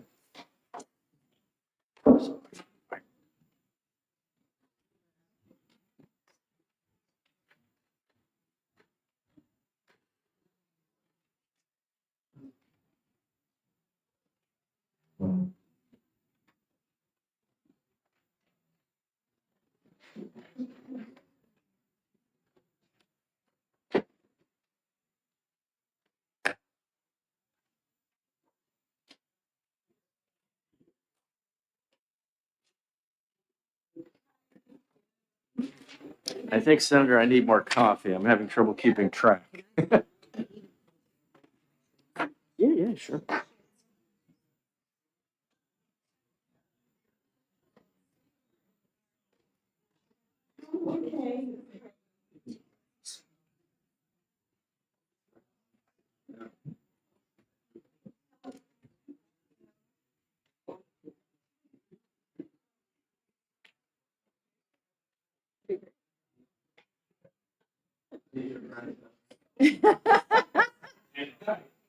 I hope they're my friends. Yeah, right? Otherwise, we're all in deep trouble. All right. Are you ready, Mr. Jones? All right. We're going to open the hearing on Senate Bill 279, and I will re-welcome Senator Perkins Quokka. Thank you very much, Chair. Good morning, members of the committee. For the record, again, I am Senator Rebecca Perkins Quokka, representing District 21, comprised of the city of Portsmouth and surrounding towns. I am here today to introduce SB 279, expanding the Housing Champions Program. This bill is near and dear to my heart and something I have been working on for many years. Housing Champions was first born out of a task force I was appointed to in 2019 by the governor, where we developed various ideas, including an incentive for our towns and cities to participate alongside the state in what is an important state policy addressing the housing crisis. You all helped pass Housing Champions unanimously 2 years ago, and since that time, I've been heavily involved in getting the program off the ground, the extensive rulemaking that's gone on, and watched as the program was completely oversubscribed, and we had 18 cities and towns awarded the full $5 million that have been allocated to the program initially. I'm here today to ask for 2 things with this bill. 1, replenishment of funds so that Housing Champions can continue to be the successful program it has become, and further cities and towns can help meet our shared goal of additional housing supply throughout the state. And 2, an expansion of the benefits available to the cities and towns that qualify as Housing Champions. The Business Finance Authority wants to provide low-interest loans to businesses located inside of cities and towns that are designated as Housing Champion communities. So we need some enabling language to allow the BFA to serve that purpose. As a reminder, these funds through the Housing Champions program go directly to our municipalities to help offset the cost of good sewer and water projects and any additional density that comes to town in places that are designated locally, and generally provides a framework for partnership where we are not mandating to our municipalities to do anything, but rather acting as their partners and coming to the table on an important shared state priority. Again, you'll see a broad coalition in support of this bill, including a letter that's been submitted by BIA in support. Thank you, and I'm happy to answer any questions. Are there any questions for the good senator? Seeing none, thank you. Thank you very much. Chris Norwood is back for a third time. Mr. Norwood. You stay tuned. There might even be a fourth. There might be. We're looking forward to it. All right. Mr. Chair, members of the committee, again, Chris Norwood for the record, speaking on behalf of the Realtors. We've come in favor of support of SB 279. My understanding that there are some 18 communities that have been awarded the Housing Champions moniker, and we are hoping that more join them. I think as Senator Perkins Quokka described, the grant monies that are given to towns are going to be used for infrastructure that we feel is vitally needed. And as I mentioned in my prior testimony, I'm a commercial real estate broker, and so I recognize the need for water and sewer infrastructure, not just for housing, but what it can do for density as it relates to other construction. Specifically, fire suppression is so greatly needed for any sort of expansion of our commercial real estate base. So I would urge you to support SB 279 because it will be a reinvestment in municipalities' ability to grow their infrastructure. Thank you. Thank you. Are there any questions of Mr. Norwood? All right, seeing none, thank you. Thank you, again. Senator. Nick Taylor from Housing Action New Hampshire.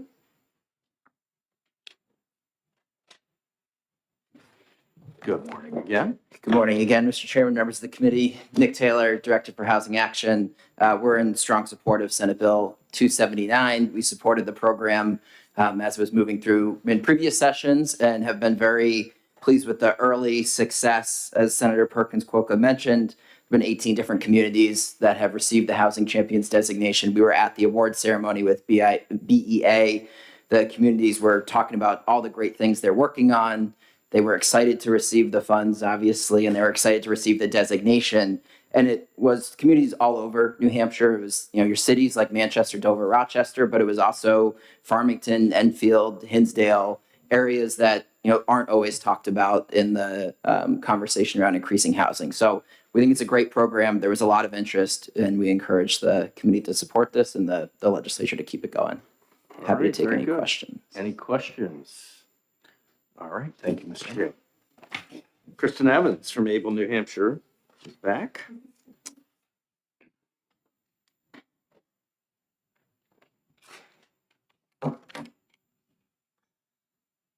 Thank you, Chairman Ennis and members of the committee. Thank you for the opportunity to testify in support of SB 279. For the record, again, my name is Kristen Evans, and I am the Director of Policy for ABLE New Hampshire. And ABLE is a disability justice organization, and we are a nonpartisan, nonprofit organization that fights for the civil and human rights of children and adults with disabilities. This initiative is crucial for addressing the significant housing challenges faced by individuals with disabilities in our state. New Hampshire is currently experiencing a housing crisis that disproportionately affects individuals with disabilities. People with disabilities encounter numerous obstacles in securing appropriate housing, including financial constraints and persistent discrimination. The shortage of affordable housing is especially burdensome as individuals with disabilities often have limited income. Additionally, despite legal protections, reports indicate that people with disabilities are most likely to face housing discrimination, including refusal to rent and denial of reasonable accommodations. SB 279 will encourage the creation of new housing units, provide resources for innovative housing solutions, and address the economic challenges preventing individuals with disabilities from securing stable housing. By focusing on increasing affordable housing, this program will benefit the disability community by reducing barriers to safe and sustainable living environments. SB 279 is not merely a legislative action, it is a commitment to uphold the dignity and rights of individuals with disabilities in New Hampshire. By supporting SB 279, we take a significant step towards ensuring that all residents, regardless of their abilities, have access to safe and affordable housing. Thank you. Thank you. Are there any questions, Ms. Evans? All right, appreciate it very much. James Key Wallace from the BFA. Good morning. Good morning.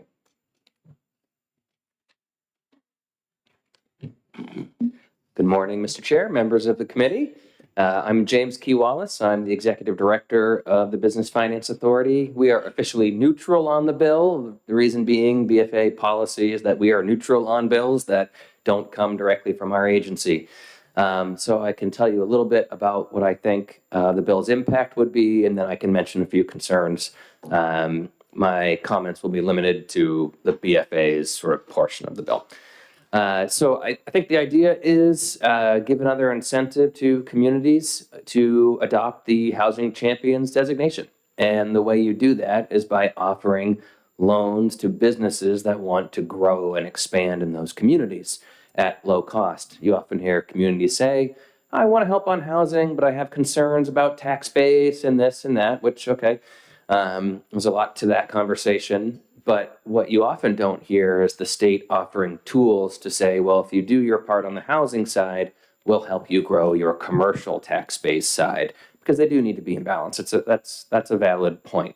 So this idea is to say, well, if you help on housing, we'll help you on business. So this would be a new tool. I do think that would be quite incentivizing to those communities. This is something we hear a lot at the authority. We hear a lot of requests for things like this. My concern as an agency is with the amount. It's a $1 million allocation for business loans for businesses in those Housing Champion communities. My concern with that is that's probably one loan. Especially if it's for a new facility or something, it's one piece of one loan. So what happens to the other 17 communities whose businesses don't even have a shot to apply because we've already lent the money to one company in one place, or all the businesses that are in that community who said, well, I thought I was going to get that, and sorry, we gave it to, Joe's shop down the road. Our estimate of the size of the program, if we were really to run a program like this, would be between 50 and 100 million in loan capital. That's about the size of the demand, where I think you'd actually be able to, sort of tell towns you're doing something that they can rely on. Now, that being said, this could be viewed as a pilot to try it before you do something bigger. I don't think there are any objections to that. It's from the agency. I just think it would need to be framed very clearly to the communities what the expectations should be. So those are, I think, the good things. Those are my concerns, and I'm happy to answer any questions. Okay, are there any questions? Senator Fenton? Thank you, and thank you for taking my question. I think we could agree housing and economic development kind of go hand in hand together. And what I'm hearing from you is that, you're supportive of this, but you're worried about there not being enough funds for the 18 municipalities that need it, and that you would support potentially more money allocated to this so that it's fair and equitable for each municipality. Is that correct? Yes, Senator. I would say that's accurate. Yeah. Thank you. All right, any other questions? Senator Reardon?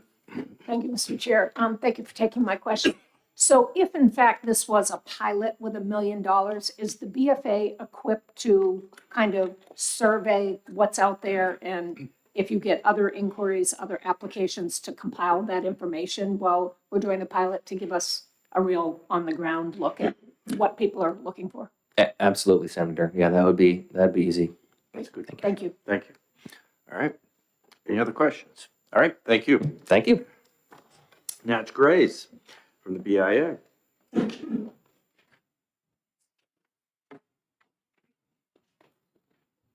Good morning. Thank you, Mr. Chair. Good morning. Nate Graves for the Business Industry Association. We support this legislation. I did provide you with a letter earlier. I'm not going to repeat anything anyone else said. Just wanted to note for the record that we did support the initial creation of this Housing Champions program at BEA. We're certainly supportive of expansion to help BFA with whatever we can do to help municipalities and businesses. And we look forward to working with you on solving the housing crisis. Happy to take any questions you may have. That was short and to the point. Thank you. Any questions? All right, thank you very much. Thank you. So let's see, is there anyone else who would like to speak on Senate Bill 279? All right, seeing none, we had 3 folks who signed but did not speak, 2 in support, 1 did not indicate. So Ms. Gilmore, if you have a position, maybe share that with us and we'll note that on the form. All right, we will close the hearing on Senate Bill 279. And we will take up momentarily Senate Bill 164.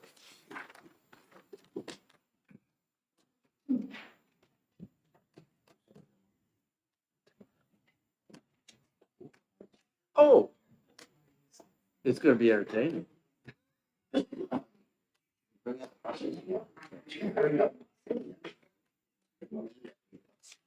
Oh my goodness, no. Yeah. Yeah. I'm probably going to toss 2 bills in housing subcommittee. 86. Yeah.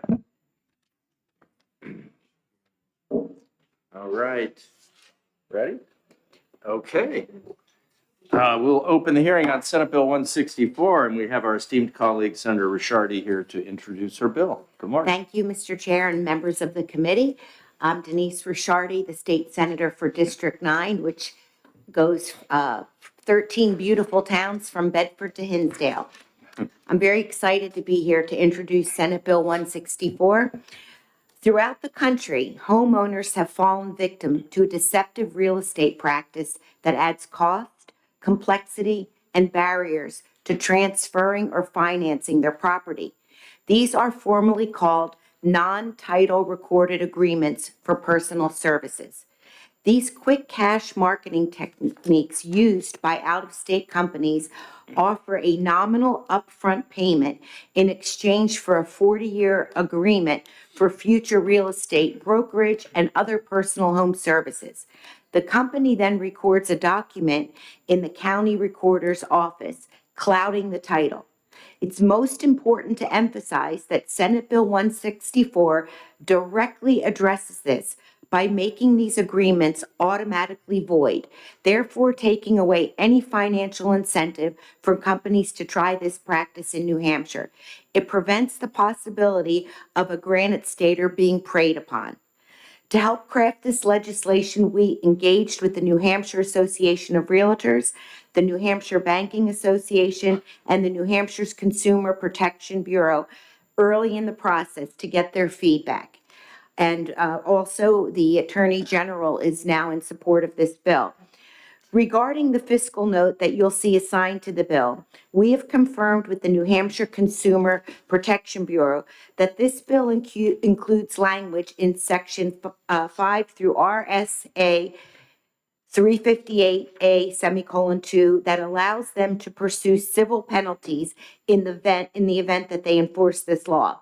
So the fiscal note is really a moot point. So for 30 states across the country, including our New England neighbors in Maine and Connecticut, they have passed legislation to prohibit this practice.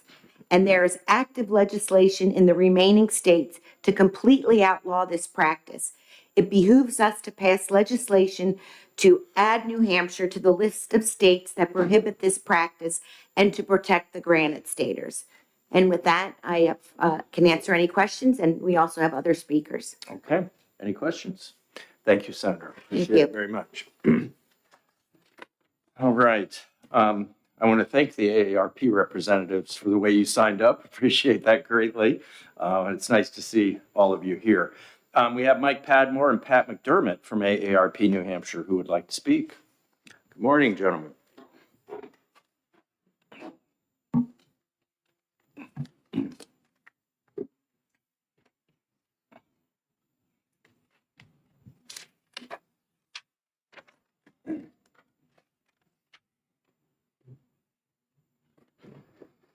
Good morning, members of the committee. For the record, my name is Mike Padmore, and I'm the Director of Advocacy with AARP New Hampshire. And by my side here is our volunteer state president, Pat McDermott.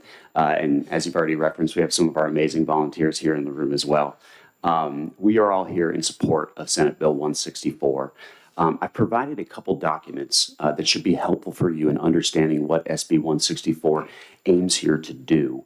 One of those is testimony from one of our board members, Chief John Berfonski, who is the former chief of police in Bedford and the former past president of the Association of Chiefs of Police here in New Hampshire. His remarks do not represent the association, but they do represent AARP's feelings on this bill. What I want to do is just start by talking a little bit on the background of this bill, and then Pat is going to fill in with some final remarks. As the senator mentioned, I won't repeat the longer title of this, but what we've called these agreements are unfair service agreements. And a few years ago, AARP National identified this as an issue around the country. And so what we did is we partnered with the American Land Title Association to develop model legislation that we've now passed in 30 states around the country. And again, we are hoping to pass it here and the remaining states as well. I won't repeat a lot of what the senator said. I think she covered it very well. But effectively what this is these are upfront cash payments for long-term agreements that tie not just the homeowner. I think one of the key pieces here is that these agreements are actually attached to the property themselves. And so if that homeowner transfers the property, sells the property, the new owner is still bound to that same agreement. And so I think what we've identified is that this is it's a predatory practice. And what we really tried to do early on back in the fall was engage with a number of those organizations that the senator mentioned, like the local realtors here, the bankers, and then the Consumer Protection Department. And we've also worked with the New England chapter of the American Land Title Association. Just to finally emphasize what the senator said, I think the key part of this legislation is how do we address this? How do we eliminate this from happening? And the best way to do that is to make these agreements unlawful. And when they're unlawful, they're unenforceable. And so what that does is it really takes away any financial incentive for these out-of-state companies to try this practice here in New Hampshire, because they're if it's an upfront cash payment and these agreements are unenforceable, they just lost that upfront cash, and now they're also potentially guilty of a misdemeanor based on the statutes here in New Hampshire. And so I think I'll close my remarks there, and then I'm happy to answer any questions, but I'll pass to my colleague, Pat. Okay, thank you. Good morning. Thank you for having us here. My name is Pat McDermott. I'm from Hooksett, New Hampshire, and I'm volunteer state president, so I'm a volunteer with AARP, here to speak in support of Senate Bill 164. Unfair service agreements are unscrupulous real estate practices that often prey on vulnerable seniors. Vulnerable seniors who are not savvy with respect to real estate transactions and may be in need of extra money. So they're kind of coerced into taking this without really knowing what they're signing up for. AARP's mission is to protect vulnerable seniors, our members, 50 plus. And this bill provides automatic protections against such practices that could jeopardize the most important asset that we seniors have, which is our home. And it can do this for decades, as Mike mentioned. So in closing, I just urge you folks to support Senate Bill 164. Thank you. Okay. And if I may just add just one thing real quick. In conversations with Bob Quinn, who I believe is still in the room, one change that we actually do intend to make, it's a very small change, but it is on line 15 when we're looking at Roman numeral 2, when it references within 1 year after the agreement. We actually would like to change that to within 2 years. And what that does is it actually makes this law then consistent with Maine's law, which was just passed last year. So that's just one change, and obviously happy to answer any additional questions. Okay. All right, thank you. Other questions? Senator McGill. Thank you, Mr. Chairman. Thanks for all showing up for Valentine's week in red. Oh, that's right. And bringing out the crew. I appreciate it. I want to talk to you a little bit about the term predatory practice, just for the benefit of the committee and for those folks who might be looking at this hearing and this practice of legislating business practices. When does it become predatory, in your opinion? I guess what I'm really asking is what interest rate is too high, or what makes it predatory? Yeah, thank you for the question, Senator. I think one of the ways that we have identified this is in working with, when we sort of saw this as nationally, when we saw this happening, working with some of these other entities that work in this space, working with some attorney generals across the country. I think as a group, we all identified that this was not a legitimate business practice. I kind of go back to some of the conversations that I had internally here with Bob Quinn and the folks at the Association of Realtors here, just saying, we've recognized this practice. Is this something that is worthwhile prohibiting here? Does that make sense? And I think we all agree that made sense to do that. So I guess it's hard for me to say maybe what that specific threshold is, but I think when the groups all got together and looked at this, I think we all understood that this was something that was worthwhile in prohibiting and protecting folks from.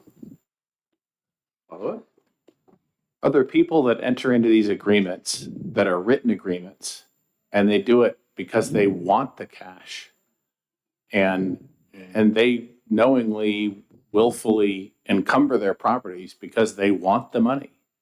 And so they enter into a written agreement.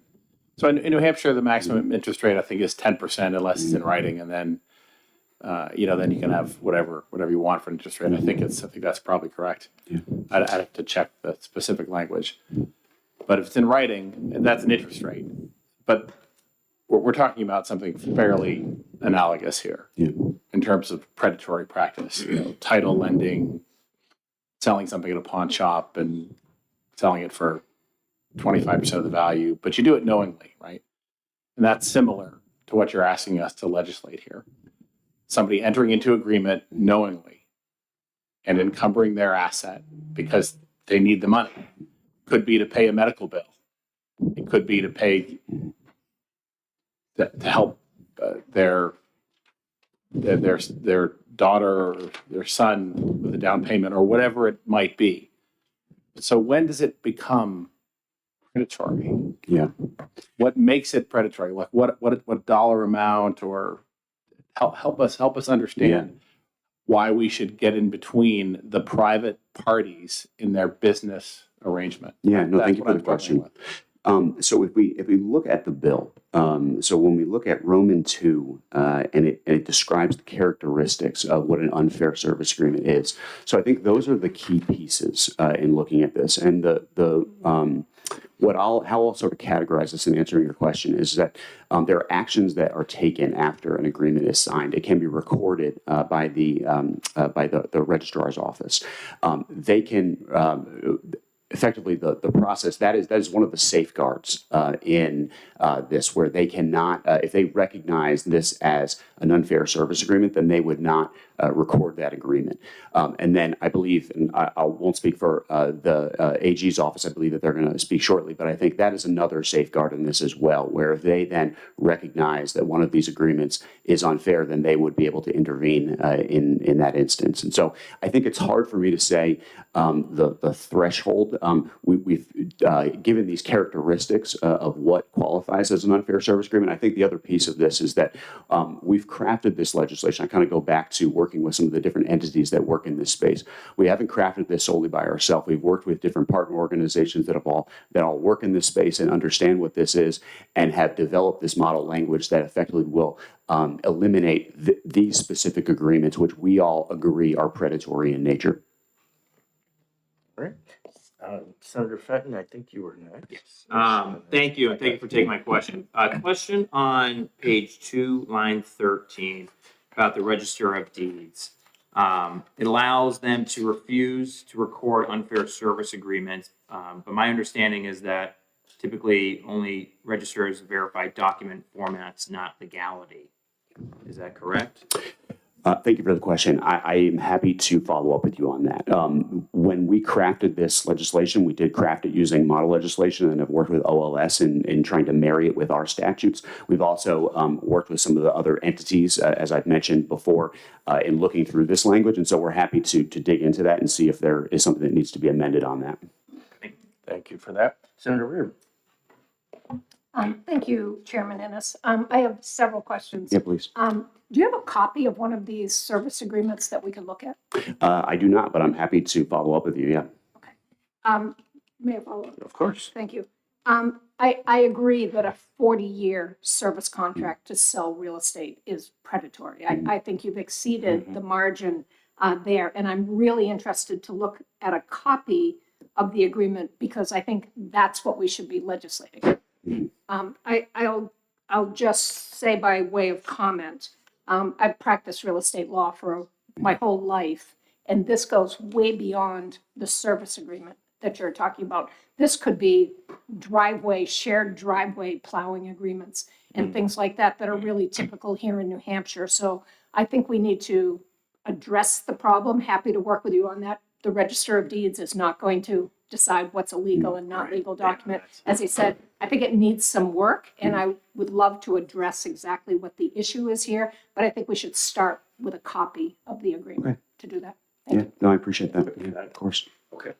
All right. Any other questions? All right. Thank you both. Appreciate it very much. And thank you, AARP, for your show of force today. It's much appreciated.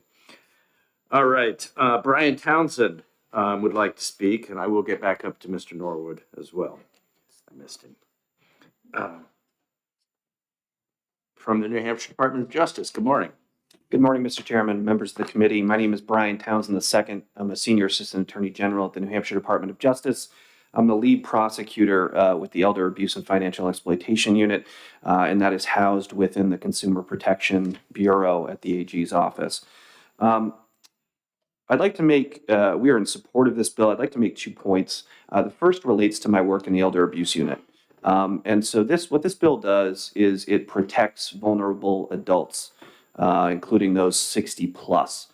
Last year, we received over 1,500 complaints from older adults in New Hampshire. Most of those related to financial exploitation.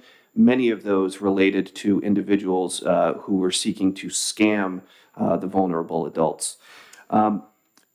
So often there's nothing we can do, especially in those cases where the individuals are out of the country.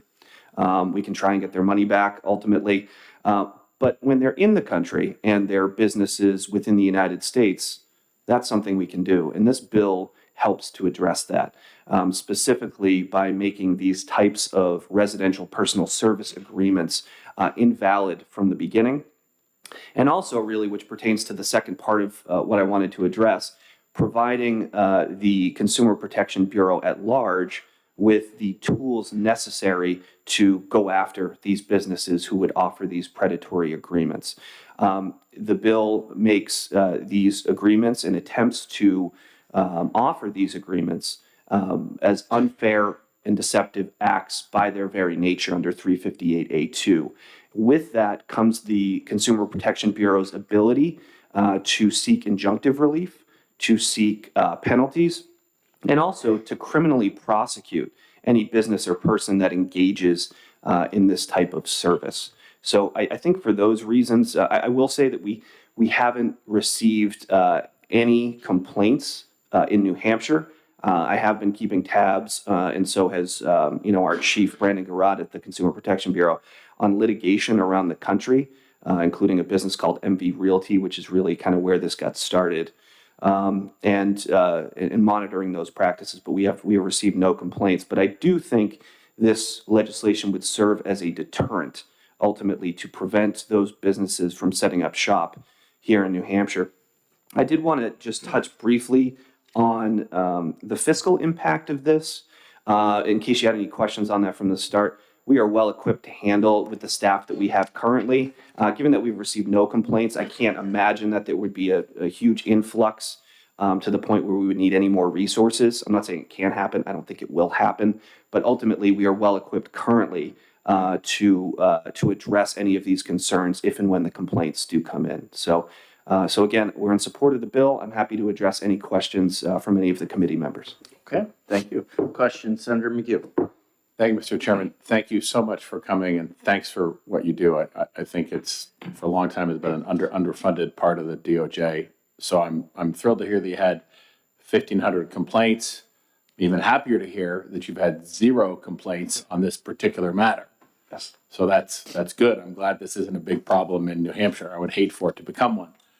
I am curious, of the 1,500 complaints, how many were criminally prosecuted and how many convictions did you get on other things in that elder abuse category that were, I don't know, similar, or just like tell us about that a little bit. Yeah, so of course, contractors or other folks that take advantage of this same type of community. So in terms of the numbers of contracts, so the way it's split up in the Attorney General's office is there's the Consumer Bureau at large, which deals with 358A and unfair and deceptive practices. Most of what I do is the elder abuse cases. So I typically don't do those 358A cases. So I don't have those numbers for you. I can certainly get you those numbers, but a significant amount. I can say that. Currently, the office has multiple investigations, and they've prosecuted many cases involving individuals who have taken advantage of New Hampshire citizens, both in the real estate market, construction, pavers, all of those things. So it's a significant amount, keeps us very busy. In my practice, what I do typically in the cases that we work on are cases involving financial exploitation of the elderly, mostly by fiduciaries. So guardians, powers of attorney, trustees. This year alone, we've had several convictions. We've also we have investigations right now currently open. We probably have in the range of 15 or so. That's between 2 prosecutors, 1 investigator, and investigative paralegal. So our unit is fairly small. We have been prosecuting scammers, what you would think of as traditional scammers.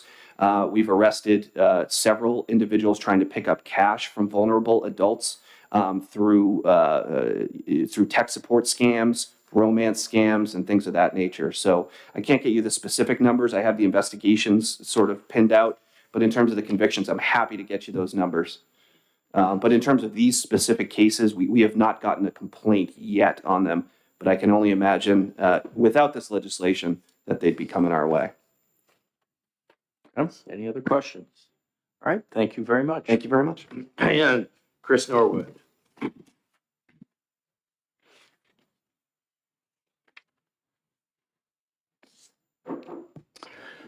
Thank you, Mr. Chair, members of the committee. Again, my name is Chris Norwood, Vice Chair of the 2025 Realtors, New Hampshire Association of Realtors Public Policy Committee, and also a broker in my free time. And I would like to rise today in behalf of supporting this bill. I would like to thank both the Senator and the AARP in working with them to listen to some of our concerns, one of which was a 2-year on page 1, line 15, thank you. 2 years, which I think complements what Maine has done. Just some context here. First, relative to the underlying offendant, I will say, their name was brought up in earlier testimony, but if you care to look up MV Realty, they were the one that started doing these unfair practices. And to the Senator's question about how do you define it, what you know it when you see it type thing, they had these 40 years agreements where even in the issue of a death by a spouse and the transfer of title to their surviving heir, they would need to sign a new contract with MV Realty or else be penalized with a 3% fee of the home's value. So if you get into the weeds on some of these predatory practices, it was very clear that MV was doing that. Now, I will say, much like the Attorney General's commentary, we have not seen this from the realtor's perspective. We have not seen these type of entrants to our market, but we're looking to stomp it out before it becomes an issue. I will say there's a host of states that have enacted legislation similar to this, and they are smattering of red and blue and purple states. So this is not a partisan issue. I think that this is a predatory issue, and we're certainly in favor of supporting. And I just want to note 2 small question marks, and we can certainly speak with the Senator afterwards. Page 1, line 1, this is a definition of residential real estate. There are multiple definitions of residential real estate in New Hampshire state statute, and that's maybe something we want to look at. I don't know if we need yet another one. And then the last one is page 1, line 19 and 20. And the service agreement allows for the assignment of rights to provide service without notice. So basically what I was driving at there is if I have a practice and I'm selling my practice or I'm moving brokerage firms, I just want to make sure that our licensees have the right to continue to support their clients, and that would not be perceived as deceptive practice. So just some considerations for future discussion, Senator, but I do want to say that we are fully supportive of this bill and would like to thank the sponsor as well as the AARP for allowing us to speak today. I'll happy to answer any questions. Are there any questions? Seeing none, thank you, Mr. Norwood. Thank you very much, Senator. Is there anyone else who would like to speak on Senate Bill 164? All right, seeing none, there were 14 who signed up in support and none opposed, and I will close the hearing on Senate Bill 164. Commerce will go into recess for 5 minutes. We will return and go into executive session.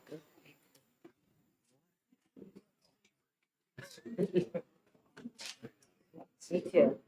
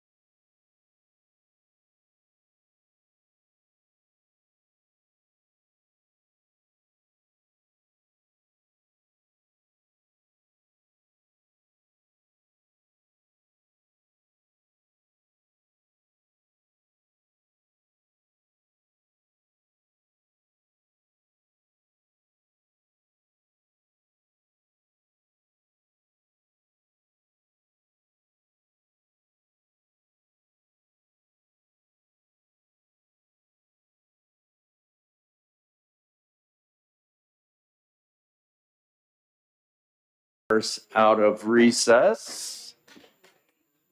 And I will entertain a motion to go into executive session, please. So moved. All right, and we have a second from Senator Reardon, moved by Senator Murphy. All in favor? Aye. Any opposed? Okay, very good. So you have before you a list of commerce bills to exec dated 2/11/25. And I want to thank Mr. Aaron Jones for putting this list together for us. And what I'd like to do is just sort of drop down through it one by one, have some discussion on each, and hopefully take action on most of these, if not all. Before we do that, Senate bills that we heard today, 86 and 279, I'm going to refer to the Subcommittee on Housing. So let's start with Senate Bill 27, an act relative to dwellings over water. And I believe we had an amendment that came with that. And my memory serves. Let me get back to it. So this was Senator Lang's bill. We heard a couple weeks ago, 27 FN.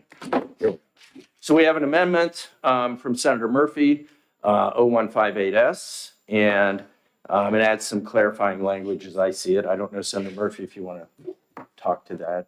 I will say, Mr. Chairman, that I found Senator Fenton's comments regarding the ambiguity of the original language and frankly, the perhaps wide range of possible interpretations to be compelling. And so I drafted the amendment mainly to address his objection, specifying that it requires new penetrations of the water. The expansion should not cause new penetrations of the water by any added columns, et cetera, et cetera. So I hope that he finds that to address his Senator Fenton, concern. You like it? I am okay with it. All right. I appreciate you taking my concerns into All right. consideration. Do we have a motion on Senate Bill 27? I'll move all to pass. Okay. All right, we have a pass in a second. Remind me, Aaron, on the amendment. Move the amendment now, right?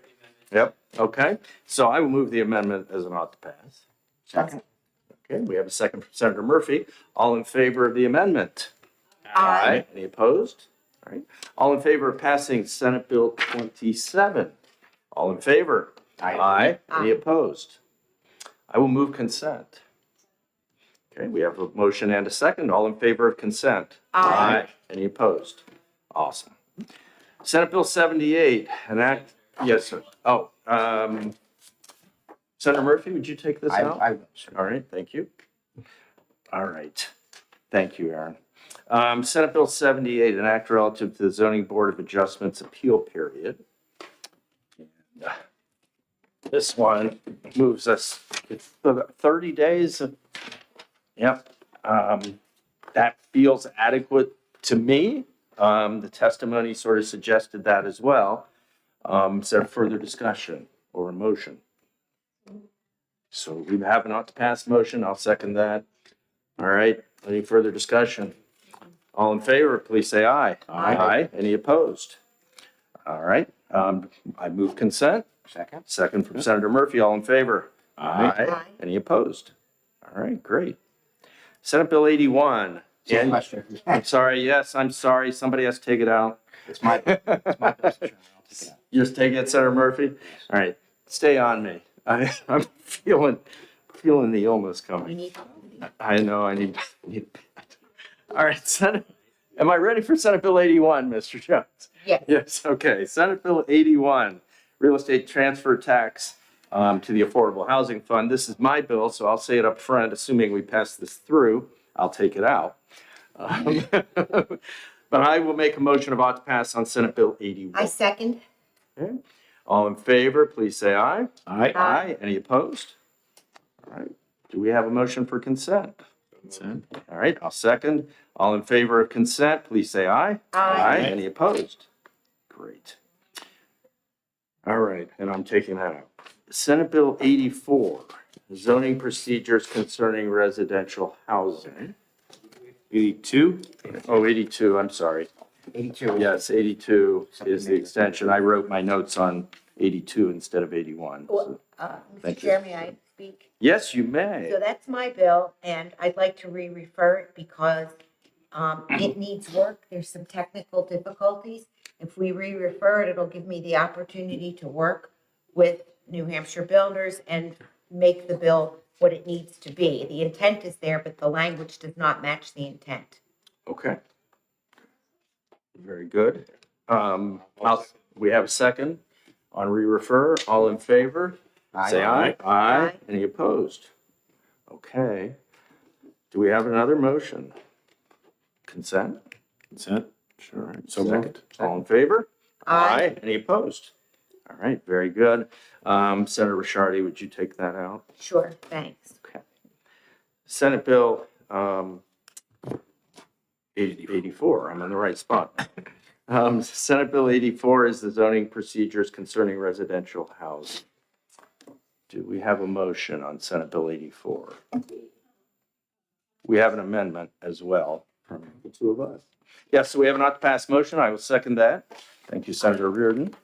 And we have an amendment that changes the effective date. It's in your binder. Very simple. Moves it to July 1st, 2026, which makes a lot more sense. So I'll move the amendment.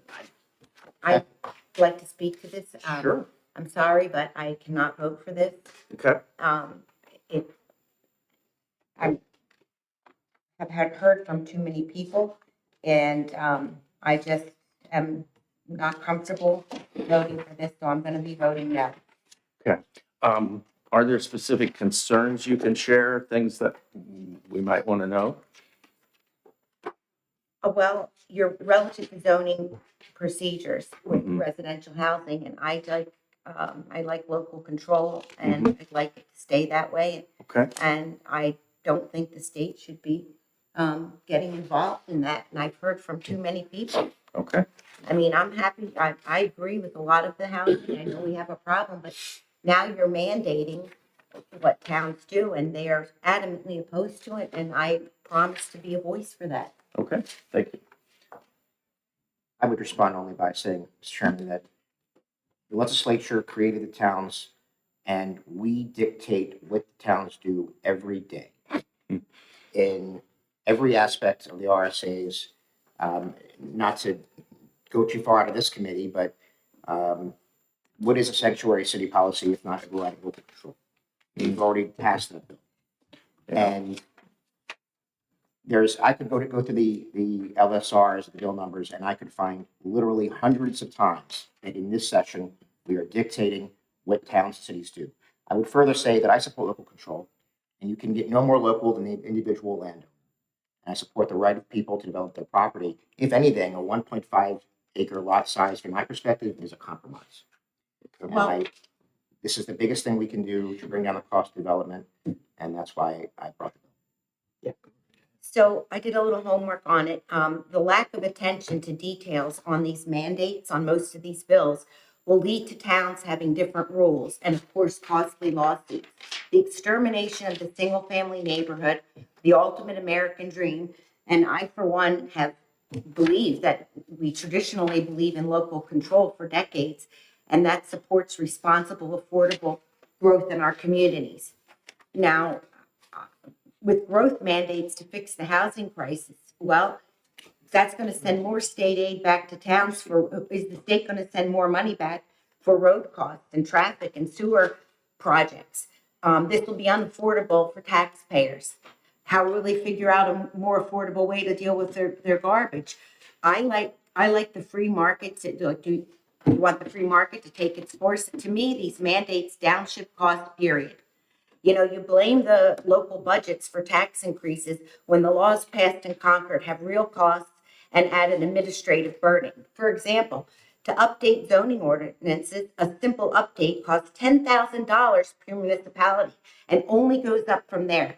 I don't see any fiscal note to address the downshift in costs on most of these bills. Thank you, Mr. Chair. Thank you. Senator Patton.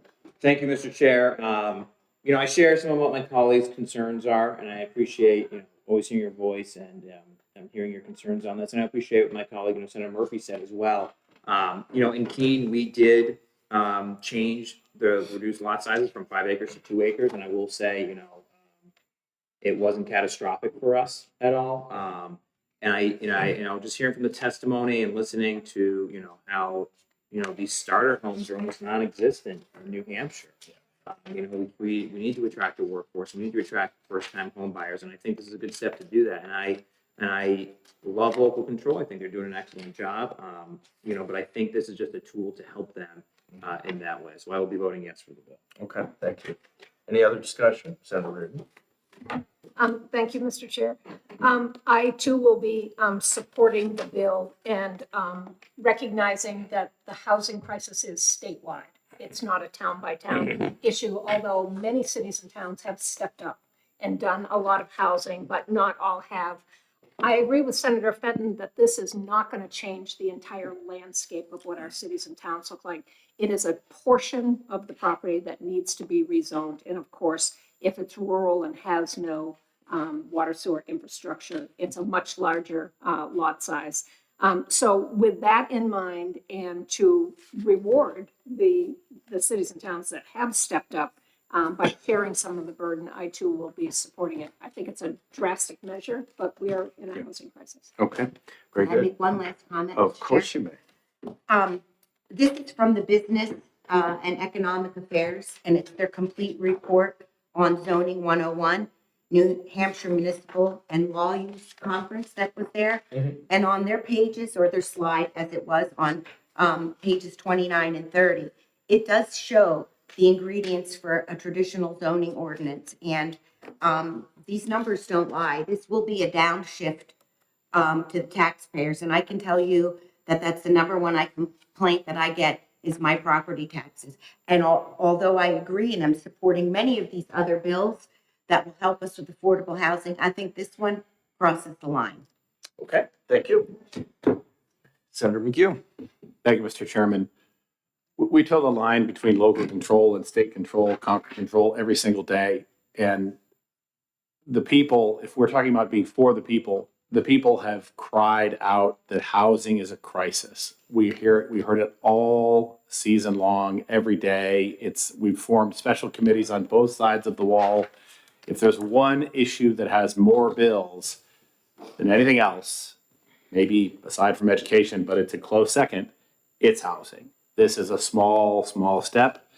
Towns have, I heard my good friend, the senator from Bedford, say that towns about different rules in different towns. Well, towns have different rules now. And there is absolutely no downshifting of any costs that I see in this bill. I see zero downshifting of costs. And I'll be supporting this bill despite having some objection from a smattering of individuals in one of my towns. But our towns are crying out for some relief, some ability. And this bill already has good guardrails in it with the mention of existing infrastructure. And that was very sensibly written. So I'll be supporting this bill, and I hope all the rest of my colleagues in the Senate do as well. Senator Murphy. Thank you, Mr. Chairman. I just want to point out that I also believe in single-family housing as the American dream. And the bill says that basically the majority, 50.1% of the town must allow for 1.5 acre lots. And I think it's a little bit difficult to call 1.5 acre lots the extinction of single-family housing. Other than that, I don't see a point in back and forth, so I'll leave my comments there. Thank you, sir. Okay, thank you. We haven't ought to pass the motion yet. We have a motion on the amendment by you. I just need a second. Second. There's your second. All right, so on the amendment, which changes the effective date, all in favor, please say aye. Aye. Any opposed? I am opposed. Okay.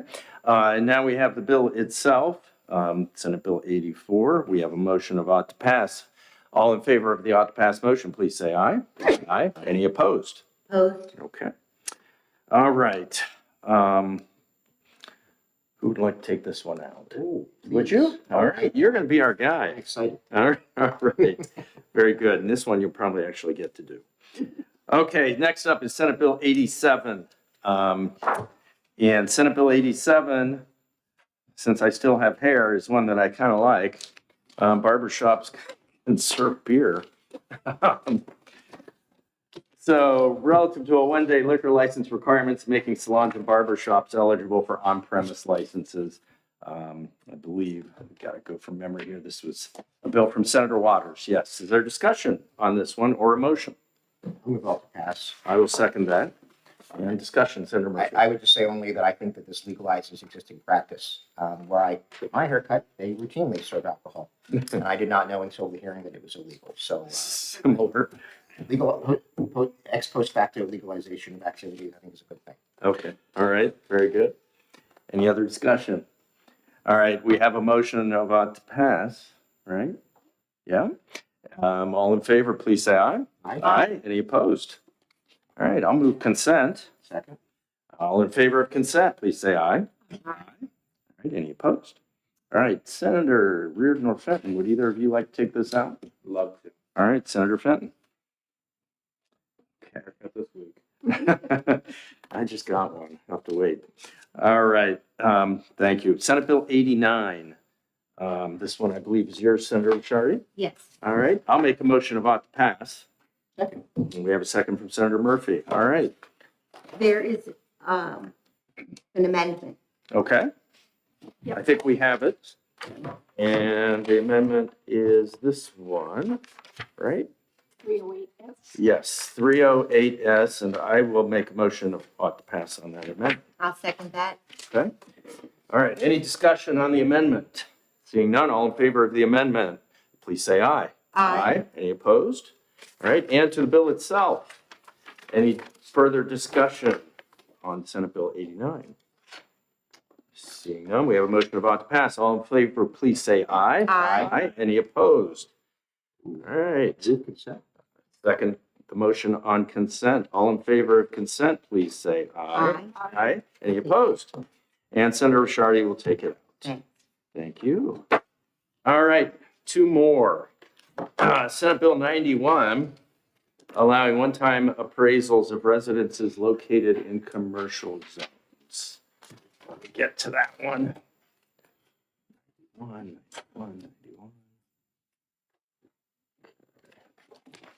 Here we are. All right, Senator Murphy. Move This all is- to pass. And I will second that. Is there discussion on this one? Really? All right. All in favor of the ought to pass motion, please say aye. Aye. Any opposed? Move consent? Yep. Second from Senator Murphy. All in favor of consent, please say aye. Aye. Any opposed? All right, Senator Murphy, would you take this out? Yes, sir. All right. Last one, Senate Bill 280, food delivery service to enter an agreement with a food service establishment. And I'll make an ought to pass motion on this one. It just makes sense to me. Yeah, okay. So we have a second as well. Sunset, right? Both, yeah. Yes, sir.